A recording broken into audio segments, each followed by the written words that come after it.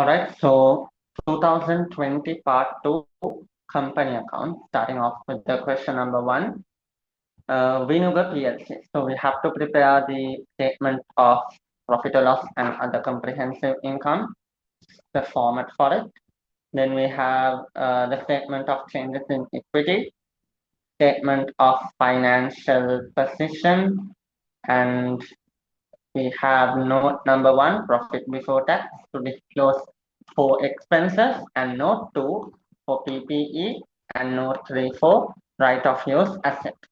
And in the fourth page, I've kept it for workings, and there's an expense analysis sheet to record all the expenses. So let's start off with the adjustment. So always start with the additional information.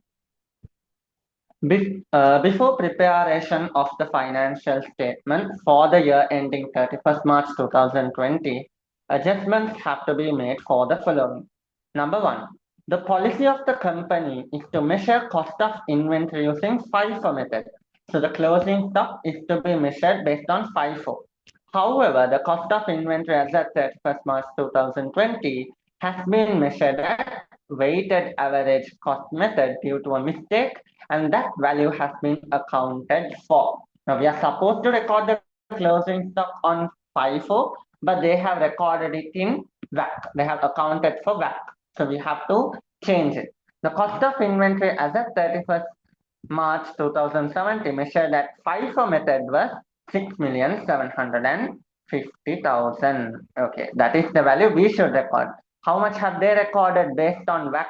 6,488,000. So from cost of sale, they have deducted the WAC amount, right? So cost of sale mentioned in the trial balance is 51,300. So I'll do a working here. Working number 1, cost of sale.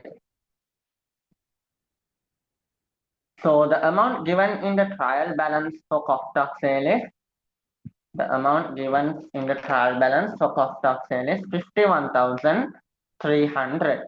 So when they are calculating this cost of sale, they have deducted the closing stock based on WAC, right? So you have to reverse it. So I'll add it back to cost of sale. They have deducted 6,488. So I'll add it back to the cost of sale plus closing stock based on WAC. That is 6,488. Then you're supposed to deduct the correct closing stock measured based on FIFO. Measured based on FIFO. That is given in additional information 6,750. 6,750,000. Then what will be the corrected cost of sale? That is corrected cost of sale 51,038. 51,038. So you can record it here, cost of sale 51,038. Okay. And then in inventory, you are supposed to record inventory at FIFO, that is 6,750. 6,750. Okay. Then moving on to the second adjustment. The administrative expenses for the year consisted of the following: director's remuneration, staff salary, depreciation, audit fee, other admin expense. So what we can do, first of all, let's record the expenses in the expense analysis sheet. That's administrative, distribution, finance, and other. So I'll go to the expense analysis sheet and record the balances given in the trial balance. Trial balance. For distribution in the trial balance, they have given 5,600. Administration 6,462. Other expenses 1,500,000. Finance expenses 1,900,000. Okay. So they have given a list of expenses here. Let's read the third adjustment. The advertising fee of 350,000 of the company has been paid by a director from his personal bank account. This amount has been reimbursed by the company and accounted in the director's remuneration by mistake. So the advertising expense of the company, which was paid by the director initially, has been recorded as a director's salary when they paid it back to the director. But that amount is actually connected to advertising expense, right? So what you're supposed to do now here, director's remuneration 1,250,000. This 350 is also included. So you're supposed to remove that. Advertising is included in the director's remuneration. So I'll remove that from administration expense. And then we know advertising expense is a distribution expense. So you can record it under distribution 350. Then moving on to the next one.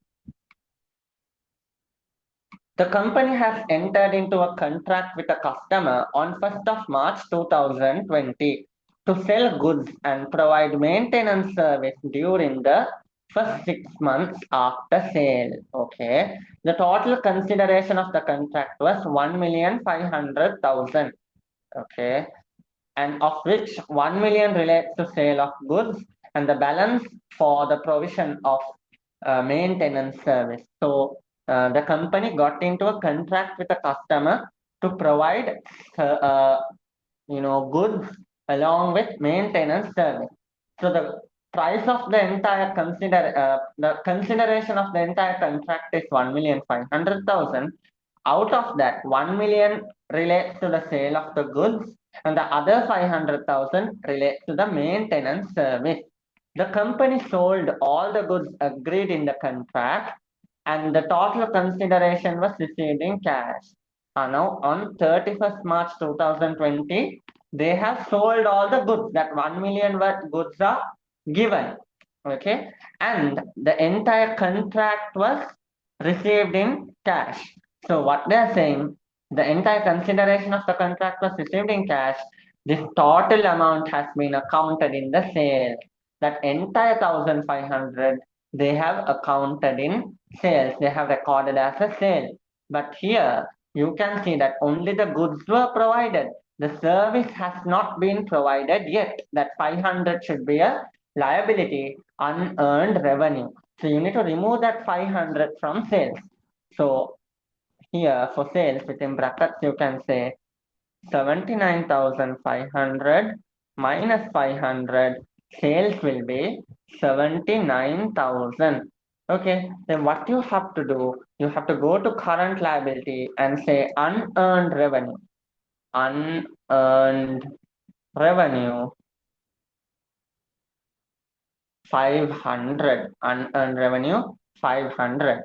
Okay, so then the next adjustment, the following information has been sorry. The following information relates to property, plant, and equipment. All the figures are in thousands. So here, luckily, they have given the opening balance of your PPE. So without any hesitation, you can go and record this in your note number 2, property, plant, and equipment. The opening balances are given, so there can't be anything wrong in that. So then you can go here on the cost, you can write the opening balances.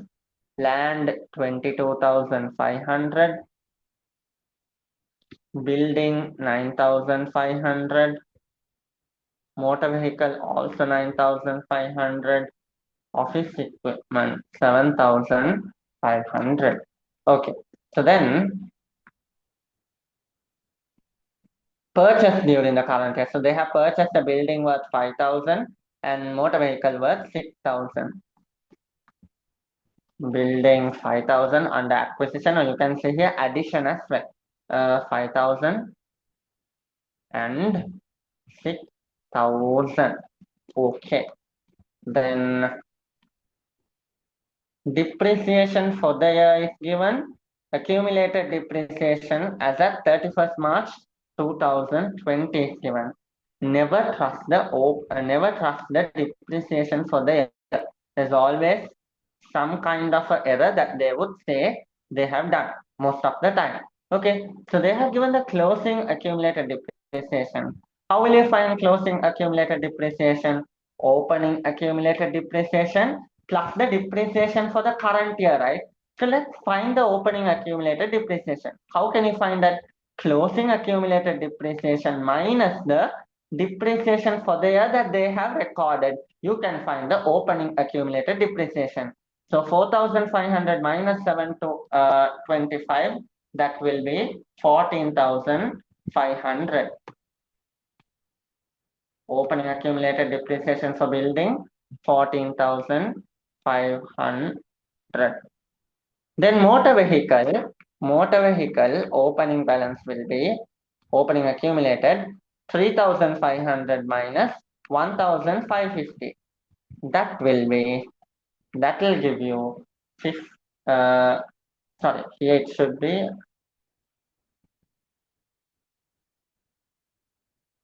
no, wait, 4,500 minus 725 will give you 3,775. 3,775. Then motor vehicle, that will be 3,500 minus 1,550, 1,950,950. And for office equipment, that will be office equipment 2,500 minus 1,500, that will give you 1,000.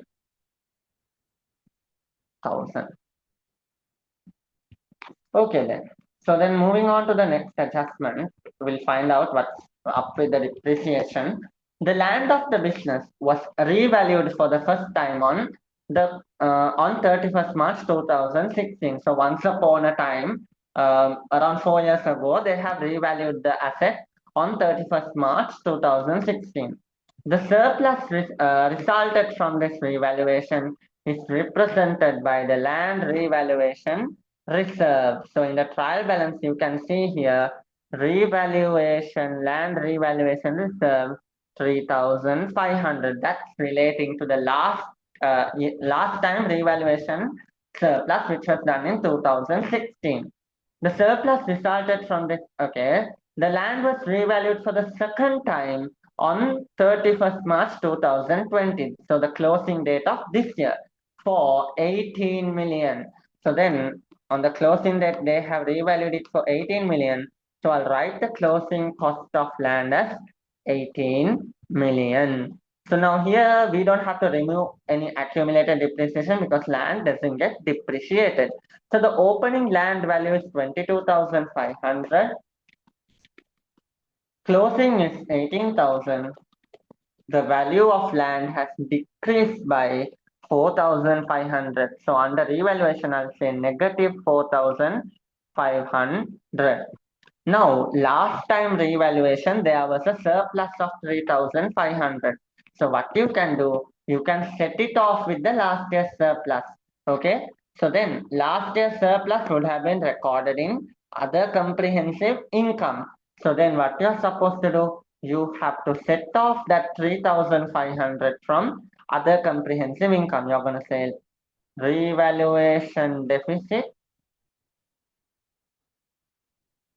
of land. Remember now the revaluation reserve has a balance of 3,500. So you can set off only the 3,500. So then there is extra deficit of 1,000, right? The actual deficit is 4,500. Out of that 3,500, we are setting off under other comprehensive income. Then the remaining 1,000 deficit should be recorded under other expense. So you can say revaluation deficit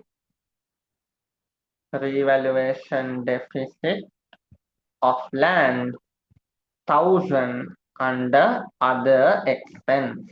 Okay, then next.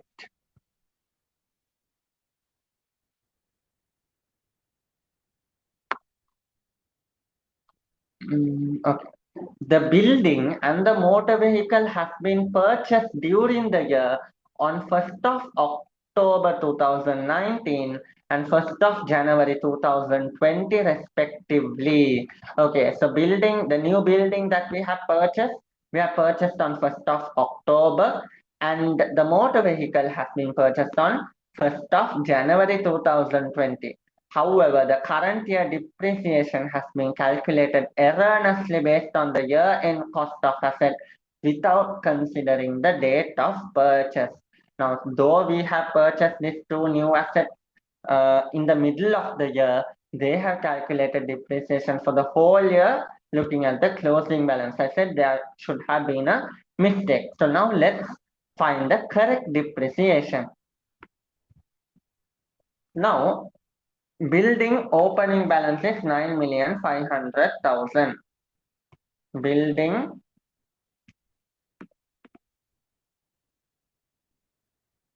opening balance is 9,500,000. So that building opening balance, you can calculate depreciation for the full year. It was there for the entire year, right? So building depreciation is 5% into 5 over 100 into 5 over 100. That will give you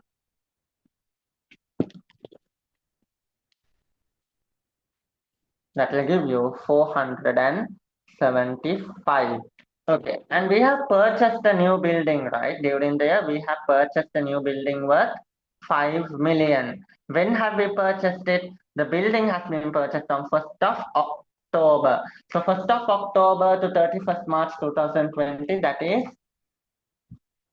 6 months. So for that building, for the new building, you have to calculate depreciation for 6 months only. So how are you going to find that? 5,000 multiplied by 6 over, sorry, 5%, 5 over 100 into 6 over 12 for 6 months. That will be how much then? 5,000 into 5 divided by 100 multiplied by 6 divided by 12. That will give you 125. So then the building depreciation for the year will be, 600. Okay, the building depreciation is 600 for the year. So you can go to this expense analysis sheet and record for building depreciation as 600. Now what has happened here? They have recorded the depreciation already as 725. Okay, so they have recorded extra 125 as depreciation. Now here they are saying that the motor vehicle are used for distribution of goods and other assets are used for administrative activities. So building depreciation has already been recorded in admin expense. They have recorded 725. They have recorded extra 125. So what you're supposed to do, remove that extra 125 from admin expense. So you're going to say building depreciation, and you're going to remove 125. Okay, then the next one is the motor vehicle is depreciating at 10%. Now opening balance of motor vehicle, we had 9,500. So you can calculate depreciation for the whole year for that. Motor vehicle 9,500 multiplied by 10 over 100, that will give you 950. Then we purchased the new motor vehicle of 6,000. So 6,000 multiplied by 10 over 100, we purchased it on 1st of January 2020. So then we will depreciate it only for 3 months. January, February, March. 3 over 12, that will give you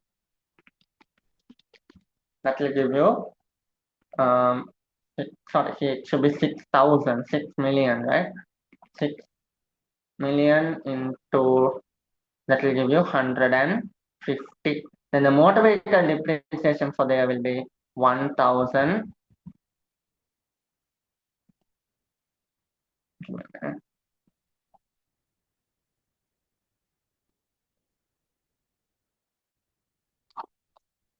1,000 100. Okay, 1,100,000. Okay, so then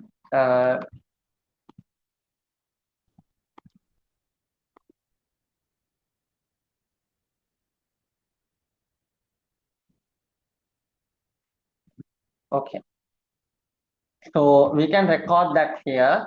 Motor vehicle depreciation 1,100,000.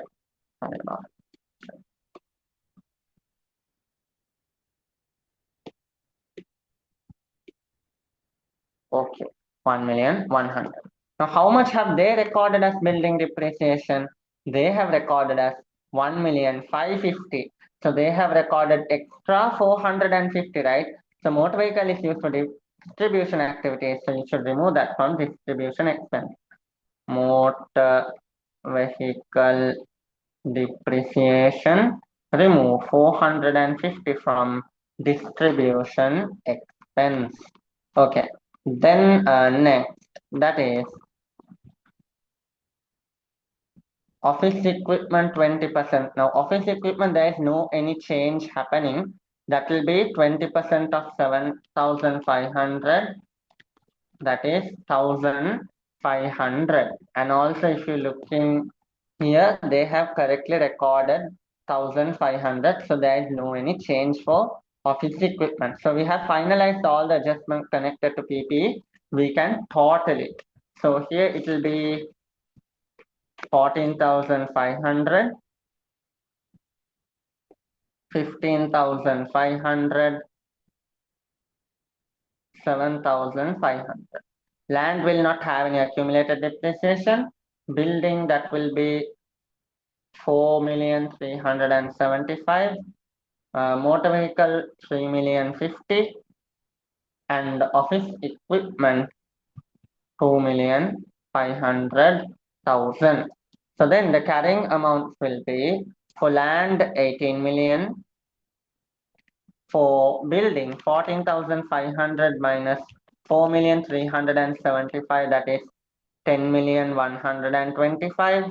Motor vehicle 15,500,000 minus 3,050,000, that is 12,450. And office equipment 7,500 minus 2,500, 500, then the 5,000, then the total carrying value of all four assets will be 45,575. So you can record under note 2 45,575. So here in SOFP under PPE you can say 45,575. So we are done with the PPE adjustments.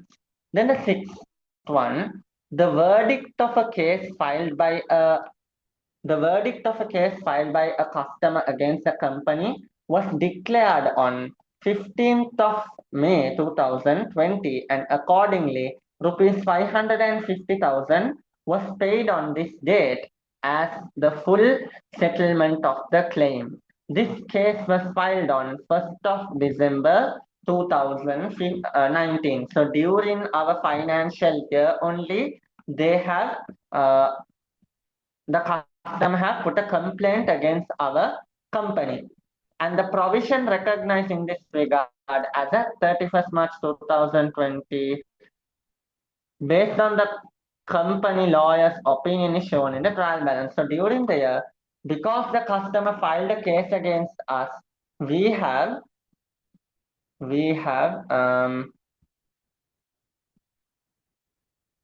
made a provision here, provision for claims 800. We have made a provision of 800. And also now we are getting to know after the reporting period, right? Before the authorization date, we are getting to know that the actual amount we had to pay to our customer as the claims, okay, is 550,000, but we have recorded as 800,000. So how much extra have we recorded? That is 250. We have recorded extra provision of 250.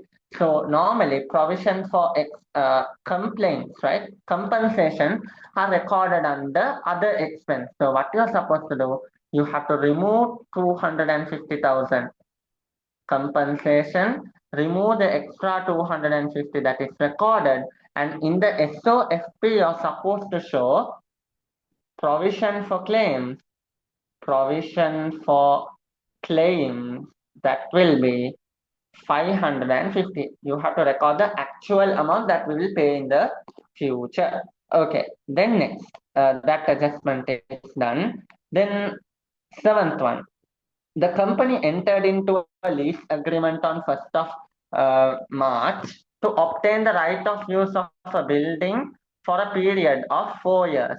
However, the building was available for use from 31st March 2020.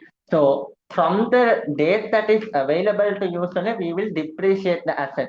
So, since we were able to use this asset from 31st March 2020, that is the end of the year, we won't have any depreciation for the current year for this leased asset.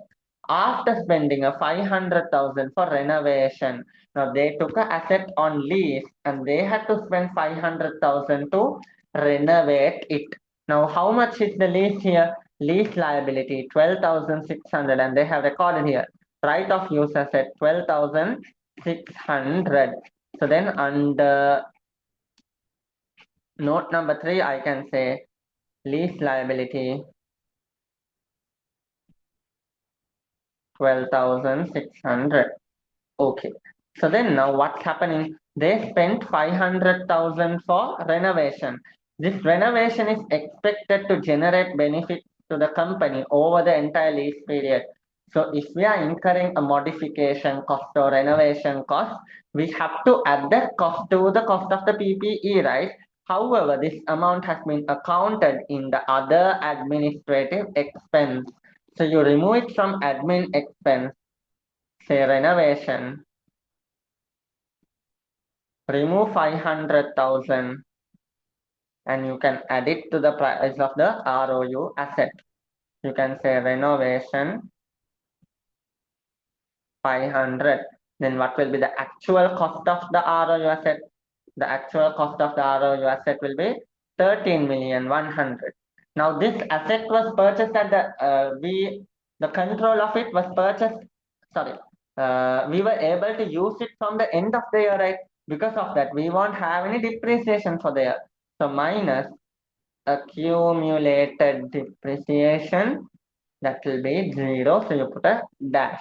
Then carrying value, finally, the carrying value of the right of use asset will be 13,100,000.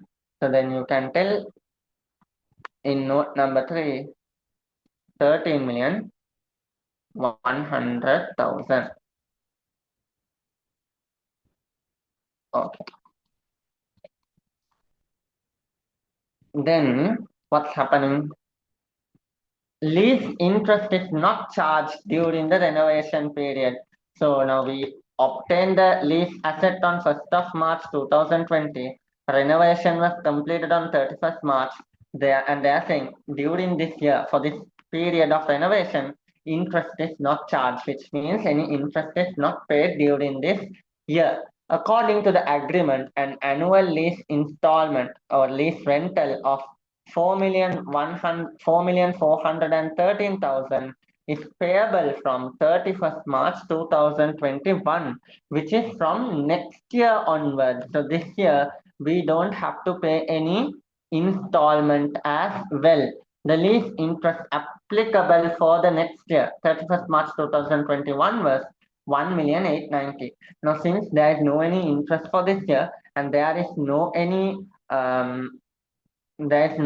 installment for this year, the entire liability amount you can directly divide as current and non-current, because there is you don't need a lease liability account since there is no installment paid this year.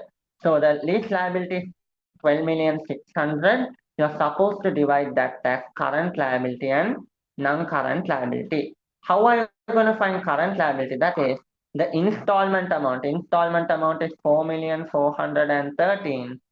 given in the adjustment minus, they have said the next year's interest is 1,890,000.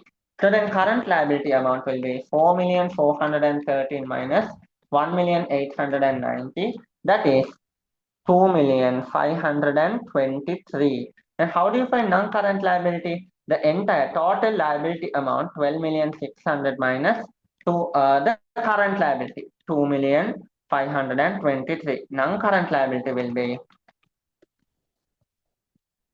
10,077,000. So you can record this current liability and non-current liability in the SOFP. In the SOFP, you can record lease creditor. The non-current liability amount is 10,077,000. Then current liability lease creditor, that is 2,523,000 we found, right? Okay. So then next adjustment, we're done with that. Okay, the last adjustment. Income tax paid during the year includes 520,000 paid with respect to the previous year. Total income tax liability for the year ended 31st March 2020 has been estimated as 650,000. Now here they have not given the tax of the last quarter of this year, but no, they have given the total tax estimate for the entire year. So the estimated tax, we can do a working here, working to tax. So estimated tax for the year, estimated tax for the year is given as 650. This is for the entire year. So then you can see in the trial balance, there is a provision for income tax 400. For last year, we have recorded for the last year liability a provision of 400. But this year we had to actually pay for last year's liability. We had to actually pay 520. That means we have recorded only 400. This 400 is a under provision. By how much is under provided? We have recorded as 400, but we had to pay 520. So the under provision is 120. So the under provision amount, you have to add it to the estimated tax of this year plus under provision of 120. You will get the income tax expense for the year. Income tax expense for the year will be 770,000. So you are supposed to record in your SOPL income tax, that will be 770. Okay. Then we need to find our tax liability amount. Normally they give the last quarter's liability amount, but here they have just given the total estimate of this year. So we can open a provision for income tax account. The opening balance given in the trial balance is 400. The P&L amount will be 770 for their amount. Cash paid amount, we'll check the question. So in the adjustment, they have said income tax paid during the year in the trial balance.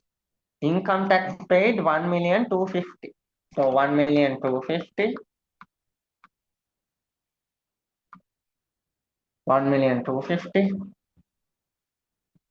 Now what side is higher? The debit side is higher.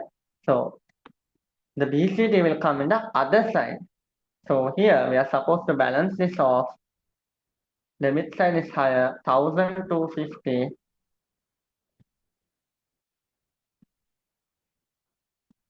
1,250. And the BCD will be 1,250 minus 770 minus 400. It is 80. Now here the BCD is in the credit side, which means the BBF will come in the debit side. So what has happened here? We have paid extra 80,000. We have paid extra 80. That's a prepaid tax. So then you're supposed to say in the SOFP under current asset, prepaid income tax. Prepaid income tax. 80,000. Okay, so then that is also done. So we are done with all the adjustments. Now what we are supposed to do, we need to put the missing figures into the statement. PPE is adjusted, right of use asset we have adjusted, sales adjusted, cost of sale adjusted. Now we are supposed to put trade receivable 5,400 under current asset, trade payable in the current liability.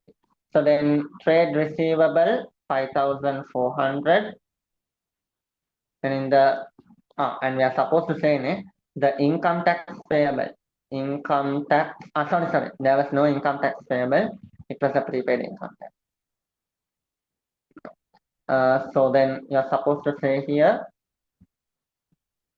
trade payable. Trade payable 15,500. Okay, then that is also done.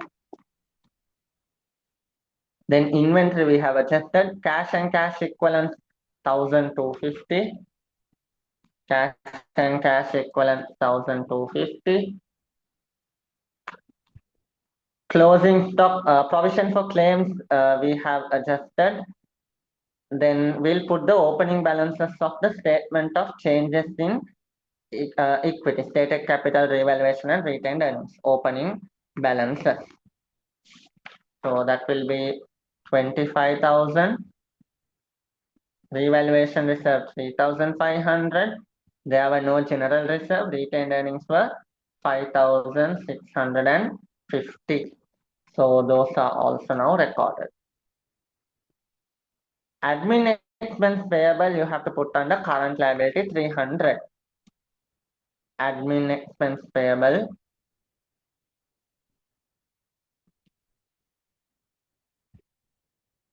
300. So we have recorded everything now. Is there anything else left? Provision for income tax, lease liability, all of it is adjusted. So now what you're supposed to do, you have to total your expense analysis sheet first of all. So then total, get the totals. Distribution expense, the total will be 5,500. Administration expense, that will be 5,487,000. Other expense 2,250. Finance expense no change 1,900. Now you should take all of this expense amount to your profit or loss statement. So distribution expenses are 5,500. Administration expense 5,487,000. Other expense 2,250,000. Finance expense 1,900. Okay, so now sales minus cost of sales, that will give you a gross profit of 27,962. There is no any other income. Then if you deduct all your expenses, you will get your profit before tax as 12,825,000. Okay, now we didn't do a profit before tax assessment. The note number 1, you have to disclose some expenses. So you can disclose like your provision for compensation. The compensation actual amount was 550, right? Compensation expense rupees 550,000. What else expenses you had? Advertising expense, you can record that, no problem. Advertising expense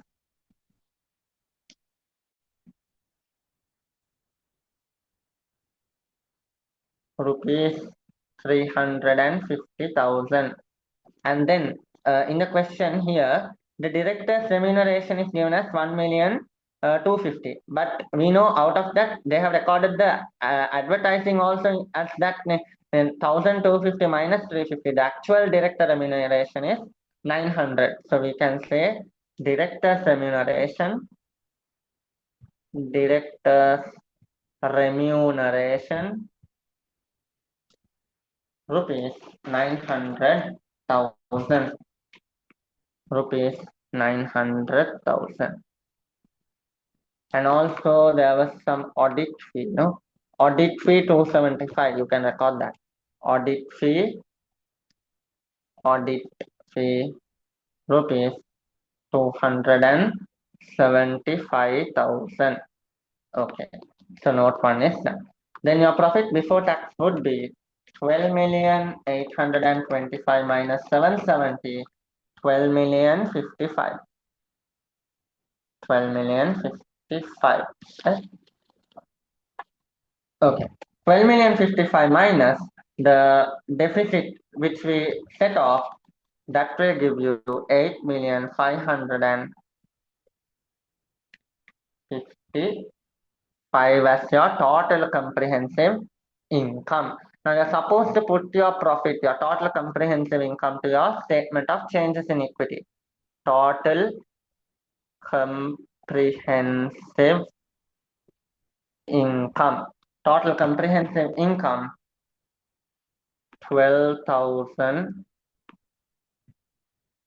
So profit for the year will go to retained earnings 12,055.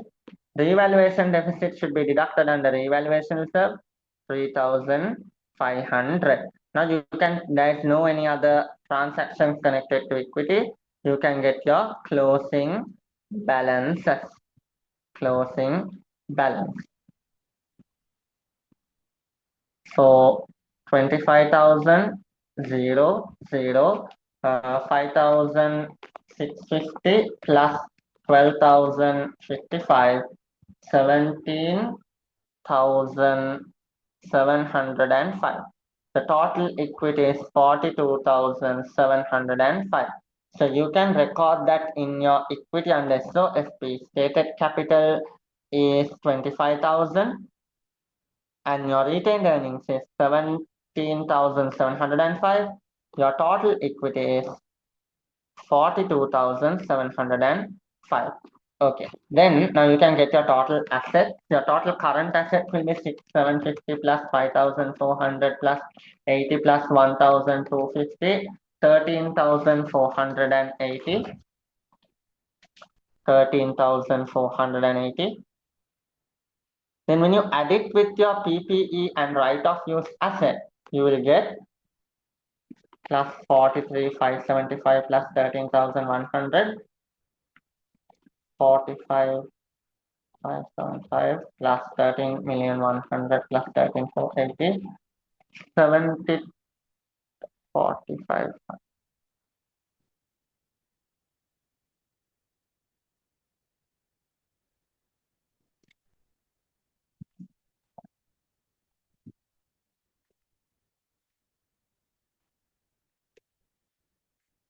72,155. So then if your equity and liability also gets that value, so it's balance, total equity and liability. Okay, liability, current liability 500 plus 550 plus 2,523 plus 15,500 plus 300, 19,373. So then your total equity and liability will be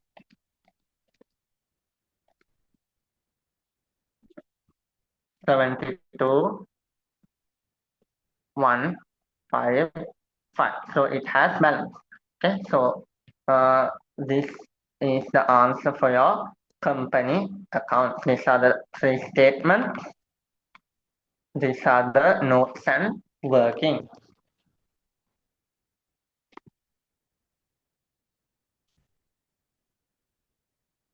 So question number 2A. Question number 2A, the information relevant to inventory items DMI traded by Suranga PLC for the month of January 2020 given below. So the requirements are to find the cost of inventory as at 31st January 2020 based on FIFO. That means they're asking to find the closing stock based on FIFO cost of sales based on FIFO, and the cost of sales based on WAC. So for this, you don't have to prepare the stores ledger. They have not told us to prepare the stores ledger, right? If they ask you to prepare stores ledger, only you have to prepare. Now here you can just do it through workings and find it out. Okay. So now here, let's find the closing stock based on FIFO method.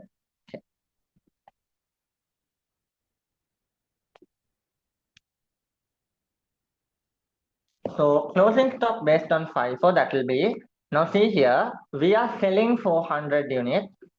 We are selling 300 units. Totally, we are selling 4, 5, 6, 700 units.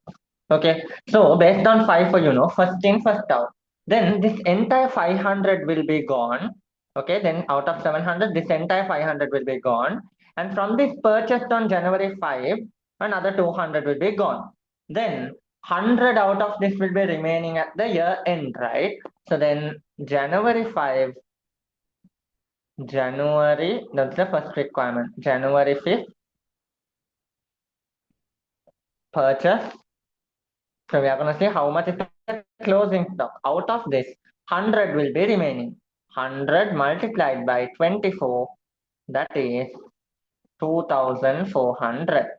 Okay. So then this entire purchase also will be remaining. January 15th purchase.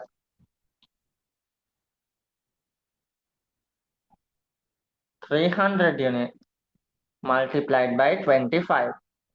That will give you 7,500. And this entire purchase done on 31st Jan also will be remaining, because now here during there we have sold only 700. Based on first in, first out, we took out this 500 and 200 from here. Whatever the stock purchase after that will be remaining, right? Then January 31st, purchase, that is 200 into 26, 5,200. So then totally cost of inventory as at 31st January 2020, based on the FIFO method, will be the total of this 2,400 plus 7,500 plus 5,200. It will give you 15,100. 15,100. Then the second requirement, cost of sales based on FIFO. So cost of sales, now we sold 700 units. Out of that, okay, now on January 12th, we are selling. January 12th, sales, we are selling 400 units. Now first in, first out, we will take the entire 400 units from the opening balance. 400 into 20, 400 into 20, that is 8,000. Okay, and again we are selling on January 25th. January 25th sales. Now see, out of the opening stock already we have sold 400. Now another 100 is remaining, we can sell that. 100 into, that's also 20, 2,000. Now we want to sell 300 units. So we took 100 from this. The other 200 will take from this purchase. Sales 200 into 24, 4,800. Then your cost of sales based on the FIFO method will be 14,800. 14,800. Okay. Then the third requirement, to find the cost of sale based on WAC. Now this will have a longer working to do, because we will have to find the average price at each issue, right? So now here, opening stock, we have 500 units at 20 rupees each, that is 10,000. Then we have a purchase of 300 units at 24, that is 72,000. 300 into 24, sorry, 7,200. 7,200. So then now we are going to sell. So before selling, we need to find the average price.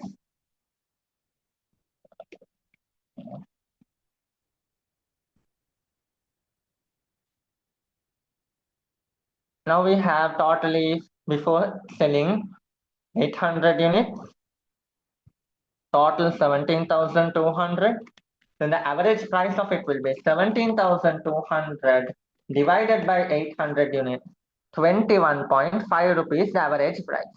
Okay, so then the sales, now we are selling 400 units, then sales 400 units into the average price 21.5.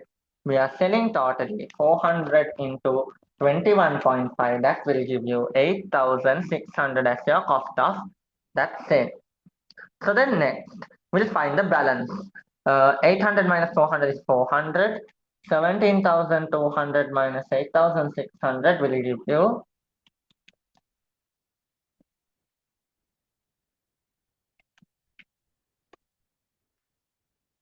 8,600. So then next, again you are purchasing. Again you are purchasing 300 units. Purchase 300 units at 25 rupees each.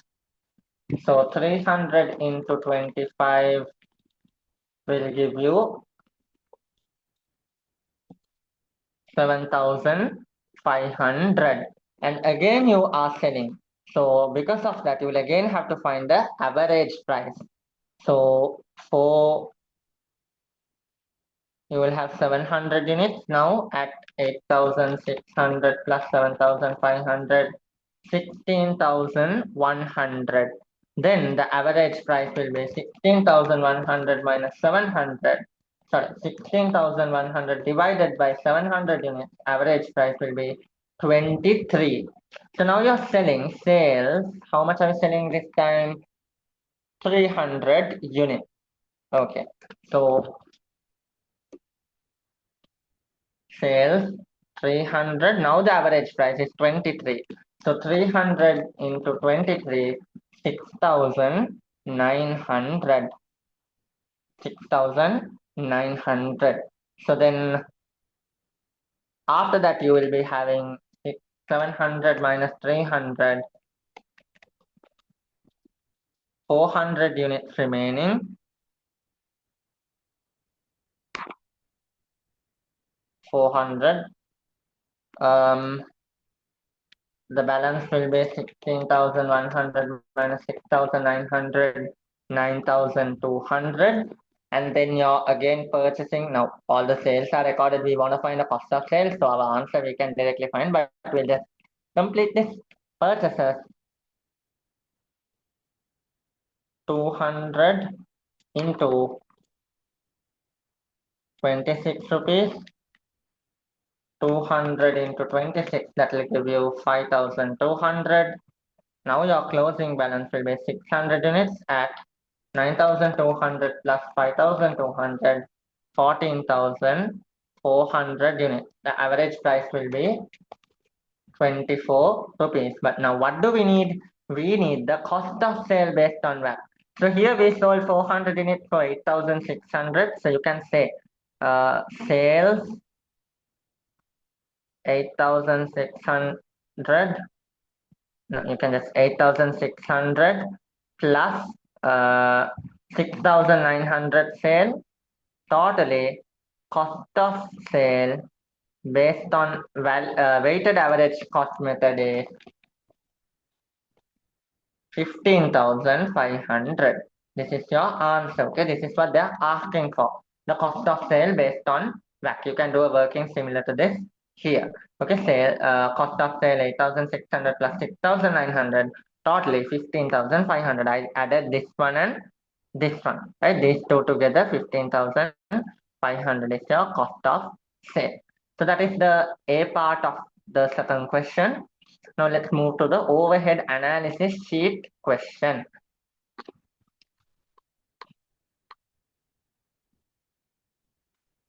So here we have Dinesh company manufactures. So then, yeah, Dinesh company manufactures two types of products, A and B. The company has a factory consisting of two production departments, namely assembly and finishing, and a service department, namely stores. Okay. All these departments are located in the same premises. Further, the company has an administrative department and it is located in a separate building. Okay.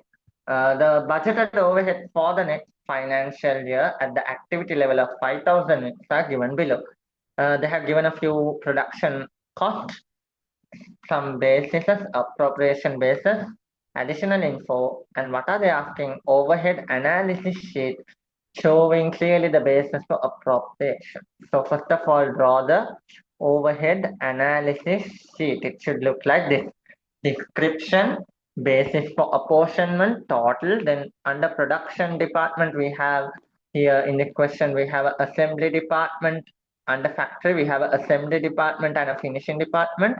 And in the service department, we have the stores department, right?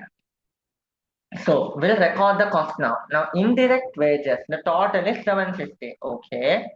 Indirect indirect wages. Indirect wages 750. So indirect wages 700 and sorry, now see here, factory 700, admin department 50. Administration department is not a production cost, ne? That is a non-production cost. The production cost is a factory 700. So you're supposed to take here 700, not 750. So in the factory, you have assembly, finishing, stores department. So how will you divide your indirect wages? You will divide it based on the number of employees. You have 20 employees in the assembly department, 12 employees in the finishing department, and 3 employees in the stores department. So the lowest ratio, now this is already in the simplest form, right? I think you cannot simplify the ratio even further. So it will be 20 into 12 is to 3. You're dividing based on number of employees. So basis of apportionment, you can say number of employees. 12 is, sorry, 20 is to 12 is to 3. So you have to divide it based on this ratio. So 20 is to 12 is to 3, the total ratio is 35. So 700 divided by 35 into 20, assembly department 400, finishing department that would be 240, stores department that will be 60. Stores department 60. Okay. Then the next one, production manager salary, factory. The factory employees three, okay, here see, the factory employs 3 production managers, 2 at the assembly department, and the other manager at the finishing department. Each of them are paid a monthly salary of 25,000. Okay, so here they have given the total of 900 factory manager, 2 for assembly, and the other, sorry, wait, yeah, 2 for assembly department and 1 for a finishing department. So then here you can say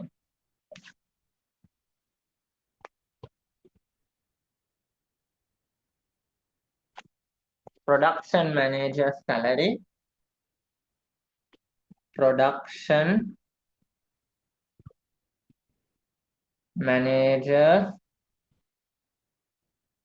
salary to divide it based on the number of managers. 2 is to 1. 2 is to 1. Now the stores doesn't have a production manager. You don't produce anything there. So then the total is given as 900. So you have to divide it 2 is to 1. That will be 600 and 300 respectively. Okay.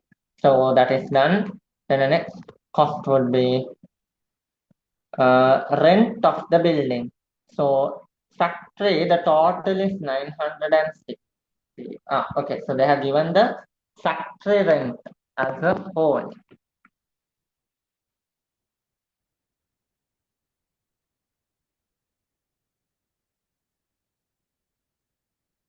So here they have given the factory rent directly, right?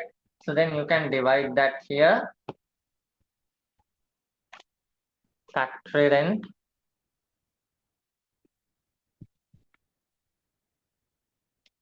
Factory rent, you can divide it based on the floor area.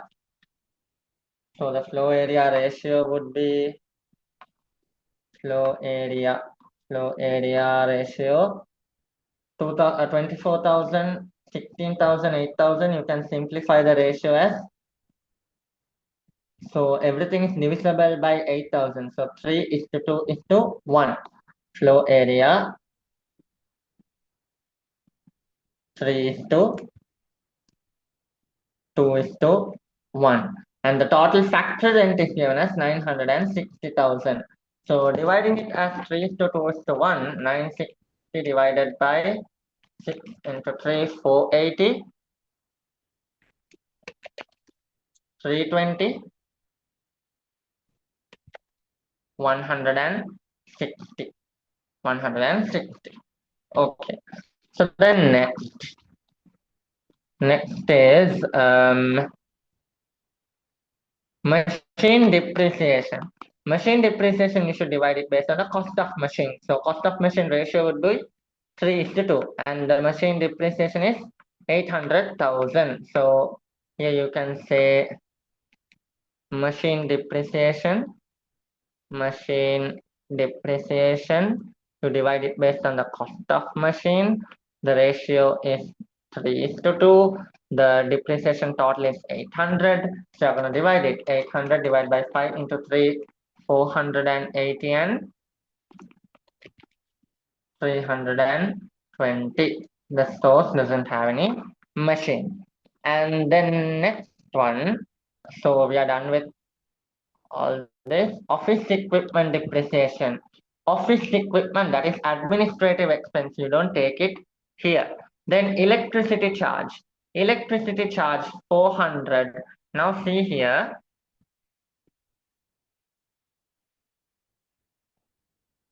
The company pays a monthly rent of 10,000 for the building where the administrative department is located, and the annual usage of electricity is 500 kilowatt hours in the in the administration department. So now here, see, assembly department 2,000, finishing department 1,000, stores 500. Then totally, the factory is using how much of kilowatt? How much of kilowatt? 2,000 plus 1,000 plus 500. That is 3,500. Okay. And then the admin department is using 500. Now the total electricity expense is 400, including factory and admin. Now factory is using 3,500 kilowatt hours, and the admin department is using 500 kilowatt hours. So based on that, you have to divide the electricity charges. So for the factory, how much will it go? 400 divided by total kilowatt hours, 4,000 into 3,500. That will be 350 for the factory and 50 for the administrative office, right? The office. So then you're going to record here. Electricity expense. Now for the factory, that was 350. You have to divide based on the kilowatt hours. That will be for the factory for the factory, that's gonna be 2000, 1500, that will be 4 is to 2 is to 1. 4 is to 2 is to 1. So total ratio 7, that will be 200, 100 and 50. That's electricity expense. Then next we have other production overheads. How are we going to divide the other production overheads?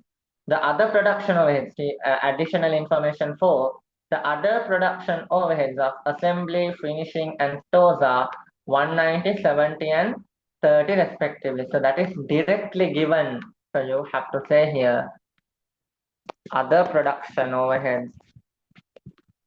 You can say here direct. It's given directly. For whatever given directly, you can say direct. That will be 290. Sorry, the total is 290. So for the assembly department, that is 190. 190.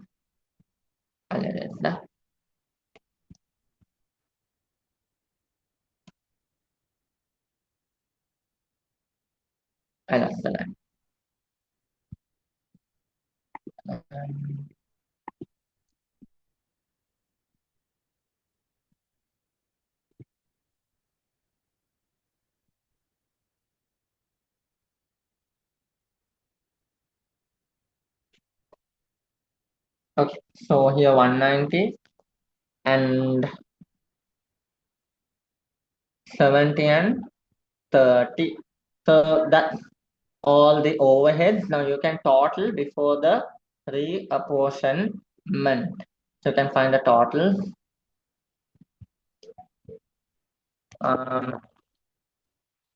700 plus 900 plus 960 plus 800 plus 350 plus 290. That will give you 4,000. Assembly 400 plus 600 plus 480 plus 480 plus 200 plus 190. 2,350. Finishing department 240 plus 300 plus 320 plus 320 plus 100 plus 70. 1,350. The stores 60 plus 160 plus 50 plus 30. That will give you 300. Now you have to reapportion, right? You have to reapportion the stores overhead to the assembly and finishing. Reapportionment. Reapportionment is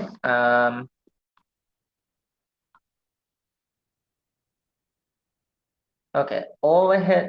The total overhead of the stores are reapportioned equally between the two production departments. Okay, then equally means the ratio will be 1 is to 1. 1 is to 1. So this entire 300 we are removing from the stores. I'm putting half to assembly, 150, and half to finishing, 150. Then the final total will be, final total, that is gonna be 4,000,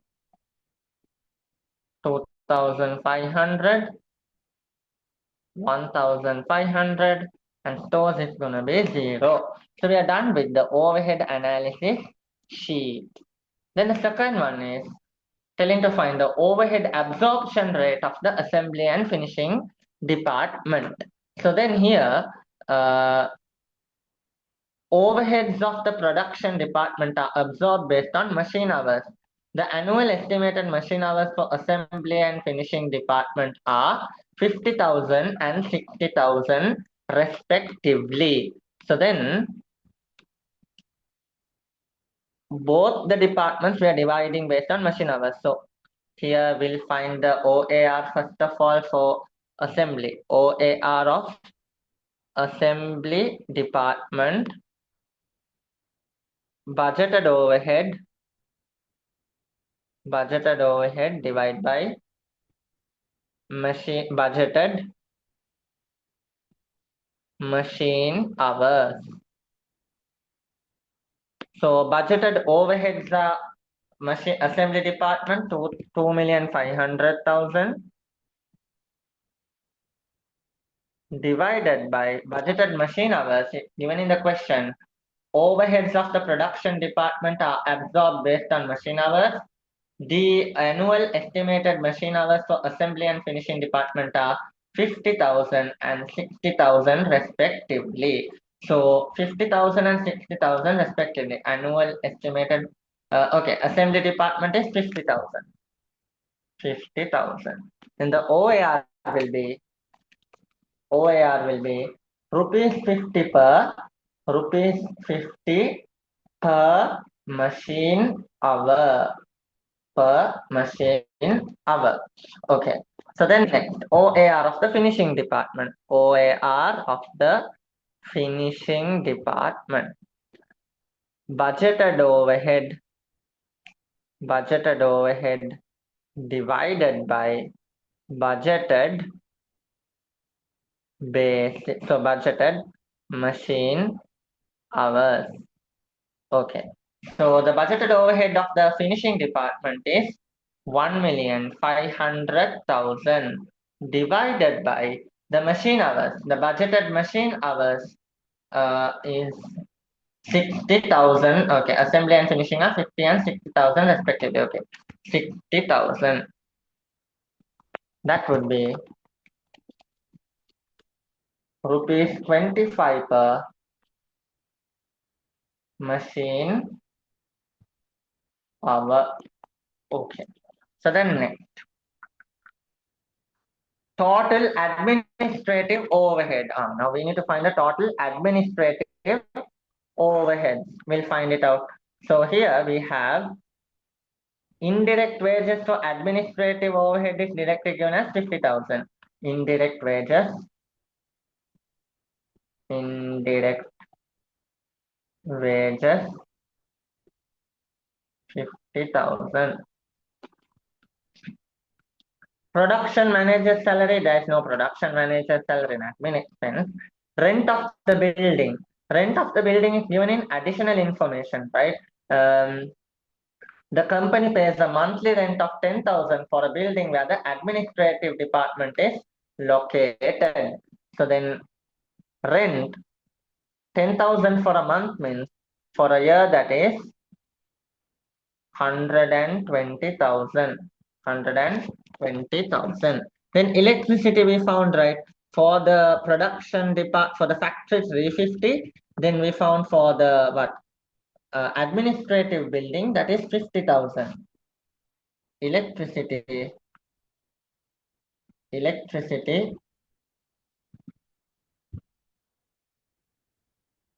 50,000.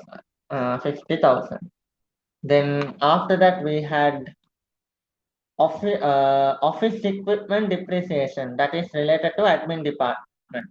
Office equipment depreciation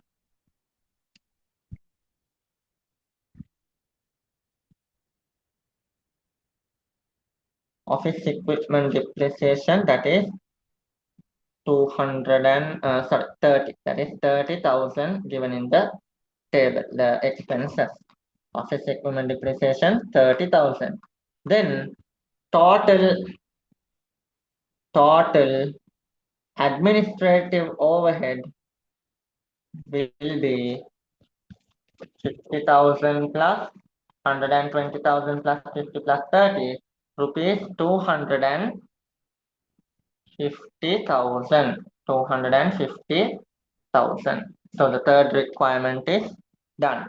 Then the fourth requirement.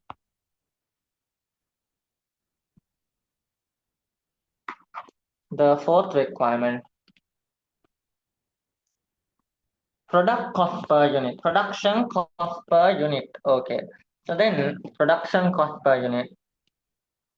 Firstly, we need to find the prime cost, right? Prime cost per unit of what are they saying? They tend to find for A. Prime cost per unit is 225. Prime cost 225. Production overheads. Okay, so production overheads. First of all, we have assembly department. Now here they are saying the product A is using 2 hours from the assembly department. So 2 hours from assembly department, and the OAR in the assembly department is 50 per machine hour. Then the production overhead from assembly department for 1 unit is 100. Then we have finishing department. Finishing department is using 3 hours to produce product A. So 3 hours into for 1 hour, the OAR is 25 per machine hour. So multiply by 25, that will give you 75. Then production cost per unit. Production cost per unit for A, the product A will be 400 rupees, 400 per unit. So the fourth requirement is done.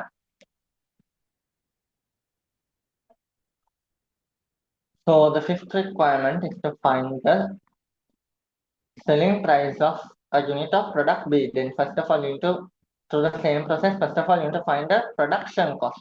Okay. So prime cost is for the product B. Prime cost is given as 310. Prime cost 310.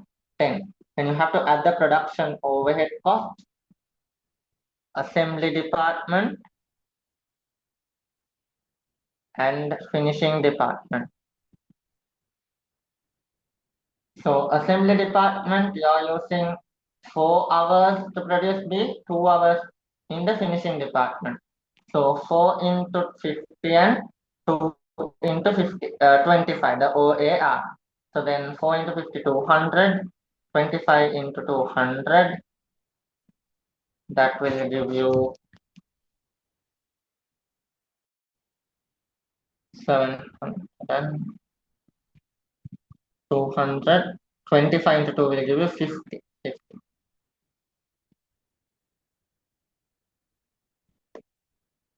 25 into 2 will give you 50.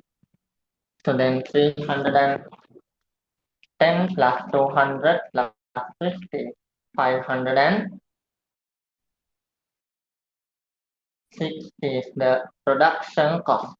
Production cost of B for 1 unit.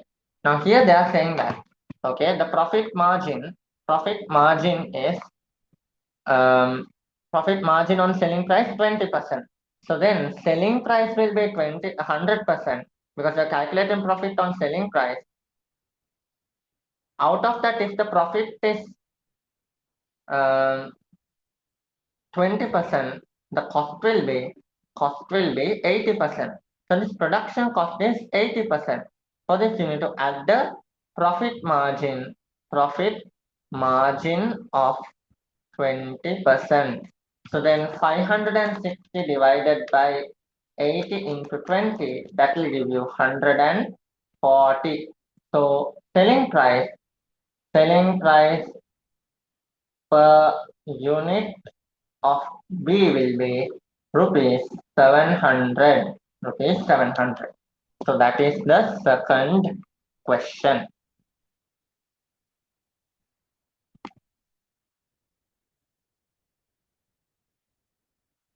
Moving on to question number 3 from accounting equation.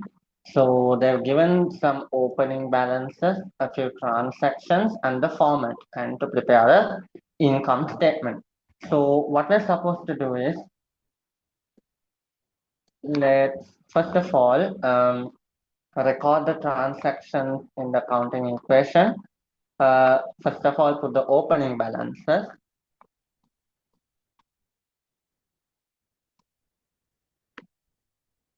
Opening balance PPE 900. So that is 900, inventory 160, data 130, prepaid went to 40, salary advances paid to worker 34, bank cash at bank 100. Okay, so inventory 160, trade receivables 130. So you have to add the prepaid rent and the salary advances together. That will give you 274, right? 240 plus 34, 274. And then the cash at bank, 100. Cash at bank, 100. Long-term loans, 400. Trade payable, 90. Trade payable, 90. And then electricity payable, 12. Advance received from an institutional customer, 10. So totally the other payables is gonna be other payable, only electricity will go to other payable, 12. And the advance, we have another column name. So you can put the advance here, 10. And the equity is given as 1,052. So we have recorded the opening balances.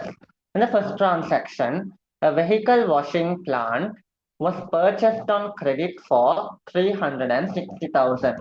This loan amount is payable within a period of 3 years commencing from 1st of January 2022. Okay, so we have to pay it after 3 years, from a period of within a period of 3 years from January 1st, 2022. So now still we are in 31st. We are in which year? This is, I think, this is for 31st January 2020. So that after another 2 years only we'll have to pay installment. So then we just have to record the purchase. PPE will be plus 360. Now we are purchasing on credit. PPE plus 360. Now, and where should you add it to? You have to pay it over a period of 3 years now. Then that is a long-term loan plus 360 long-term loan. And the second one, maintenance material costing 130 was purchased and paid 60,000 cash in this respect. The balance amount is payable within 2 months. Okay, we have purchased maintenance material. So maintenance material will be inventory plus 130. You have paid 60,000 cash minus 60. And the remaining will be payable, right?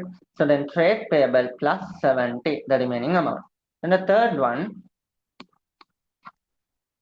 maintenance service were provided 442 individual customer on cash. The cost of maintenance material used in this respect is 86,000. So then you have used the material of 86,000. You got 140 for the service. So there you have a profit of 54. Equity plus 54. Fourth one, the owner's life insurance premium of 12,000 was paid by the business. That's a drawing. So then cash minus 12, equity minus 12. Then the fifth one, a check of 45,000 was received from a debtor after allowing 5,000 discount. So the cash you got is 45. Cash plus 45. Discount allowed is 5 minus 5. And totally the debtor has settled 50, right? So trade receivable minus 50. Then the sixth one, maintenance service were provided for 50,000 to an institutional customer. The advance received from an institutional customer as at 1st of January, the opening balance relates to this transaction. And the remaining 40,000 was received after providing the service. Okay. So then we are giving a maintenance service for 50,000. Okay. Now we are using maintenance material of 30. So maintenance material inventory minus 30. We are selling it that we are giving that service for 50,000. Okay. Out of that 10,000 is the advance we got. So now we have provided the service. So then advance you can minus 10. The remaining 40,000 you got in cash plus 40 after providing the service. Then 50 total selling price of, the income from the service. 30 is the material cost. Then profit is 20 plus 20 equity. Then the seventh one. Seventh one will be a maintenance service was provided to a vehicle of an elderly home free of charge. Maintenance material costing 6,000 was used in this respect. So you can take it as a donation. So inventory minus 6 maintenance material, equity minus 6 donation expense. Then the eighth one, monthly fire insurance premium of the business amounting to 4,000 was paid by the owner out of his personal funds. The question is incomplete here. I haven't screenshot the full thing. Let me check that.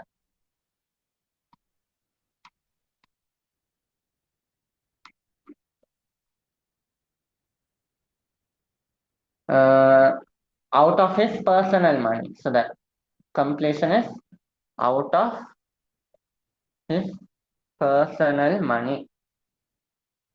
Out of his personal money. So if the owner is paying an expense of the business out of his personal money, that will be a additional capital. So then see here, because he's giving out of his own money, it will be additional capital, then equity plus 4. On the other hand, it will become an expense of the business. So equity again minus 4, right? He's paying the insurance of the business plus 4 and minus 4. Then the ninth one,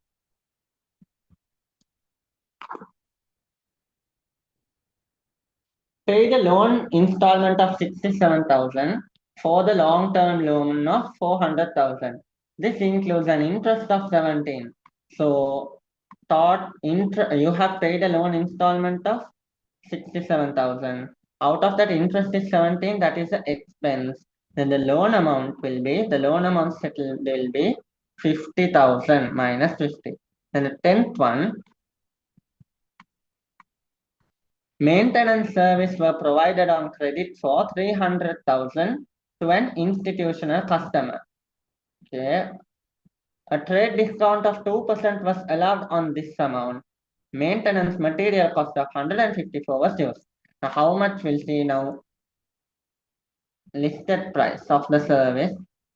Check on the listed price. Yeah, no problem. Listed price. So before providing, we have the normal price is 300,000. The service price. You are deciding to give a 2% trade discount. Trade discount will be 6,000, right? 300 into 2, that is 6. Then the actual revenue will be 300 minus 6, 294. Okay, so there we have sold it on we have provided the service on credit. So your debtor will be plus 294. Debtor trade receivable plus 294. The material cost incurred to provide the service. The material cost incurred to provide the service is 154. 154. So inventory minus 154. So then the profit that you're getting from this, is 140. Equity plus 140. Okay. Then 11th one. Monthly salary of the workers was 84,000 and the balance amount was paid after deducting salary advance. Monthly salary 84, then that is the expense. Equity minus 84, salary expense. Earlier we have paid an advance to our employee. How much is that advance? 34. So now you can deduct that advance minus 34. And how much should you pay to your employee in cash? 84 minus 34, that is 50. So then cash, saying the remaining amount was paid, right? Minus 50. 12th one. The electricity bill payable as at 1st of January was paid. The opening payable was paid. And an electricity bill of 11,000 was received for the month of January and it has not been paid. Now opening accrued electricity is paid low. So then other payables minus 12, cash minus 12. On the other hand, we have got the electricity bill of the current month minus 10 equity, that's the expense for the month you have not paid. So again, other payable will be plus 11, no? 11,000.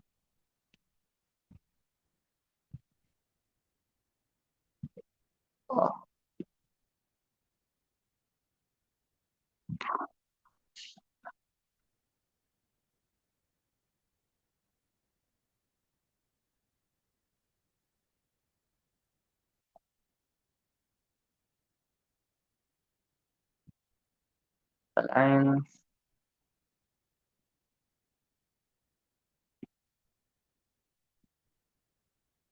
Okay, it should be 11,000. So the current month rent is 11,000. Equity minus 11 because you didn't pay other payable plus 11. So that is the 12th one. Then 13,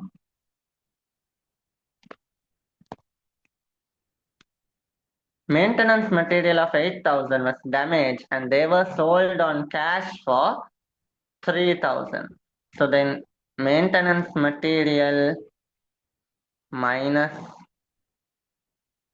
8, you sold it for 3, so cash plus 3. Now here you are not going to consider that as a sale. Instead, that net amount, how much did you lose out of it? The cost of it is 8. You were able to sell it for 3, so the loss is 5 minus 5 equity. You can say inventory loss or stock loss. Okay, then 14th one, it should be 14th one. Received 14,000 from a debtor which was written off during the previous month. So bad debt recovery, cash will be plus, cash plus, how much is that? Plus 14, cash will be plus 14. Now bad debt recovery, last time when you wrote off bad debt, you will record it under equity as expense. Now that will be a income, equity plus 14. And the last one, the rent of the business premises is 20,000 per month. The prepaid rent as at 1st of Jan 2020 represents the rent paid for the calendar year 2020. So this prepaid rent relates to the rent that is already paid for the entire year from 1st of January 2020 all the way till 31st of December 2020. So the rent for this month is 20. What you can do from the prepaid rent? So the prepaid and other receivable, you can deduct 20 minus 20 and you can recognize that as a rent expense under equity. So that's all. Now you can get the totals of this transaction.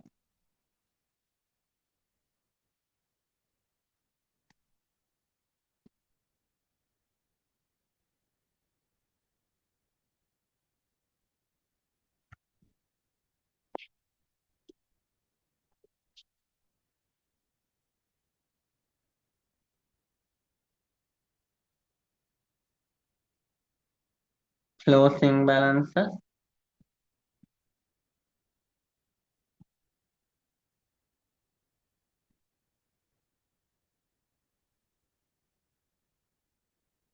$900 plus 360, 1,260. Trade receivable will be, sorry, inventory. Inventory 160 plus 130 minus 86 minus 30 minus 6 minus 154 minus 8, that will be 6. Then trade receivable 130 minus 50 plus 294, that will be 374. And then prepayment and other receivable 274 minus 34 minus 20, 220. Cash will be 100 minus 60 plus 140 minus 12 plus 45 plus 40 minus 67 minus 50 minus 12 plus 3 plus 14, that will give you 141,000. Long-term loans 400 plus 360 minus 50, it will give you 710. Trade payables will be 90 plus 70, 160. 160.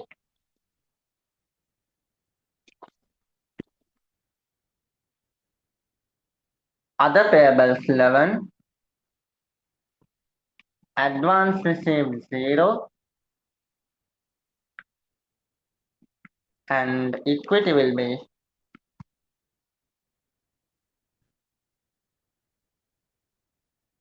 1052 1052 plus 54 minus 12 minus 5 plus 20 minus 6 plus 4 minus 4 minus 17 plus 140 minus 84 minus 11 minus 5 plus 14 minus 20. It will give you 1120.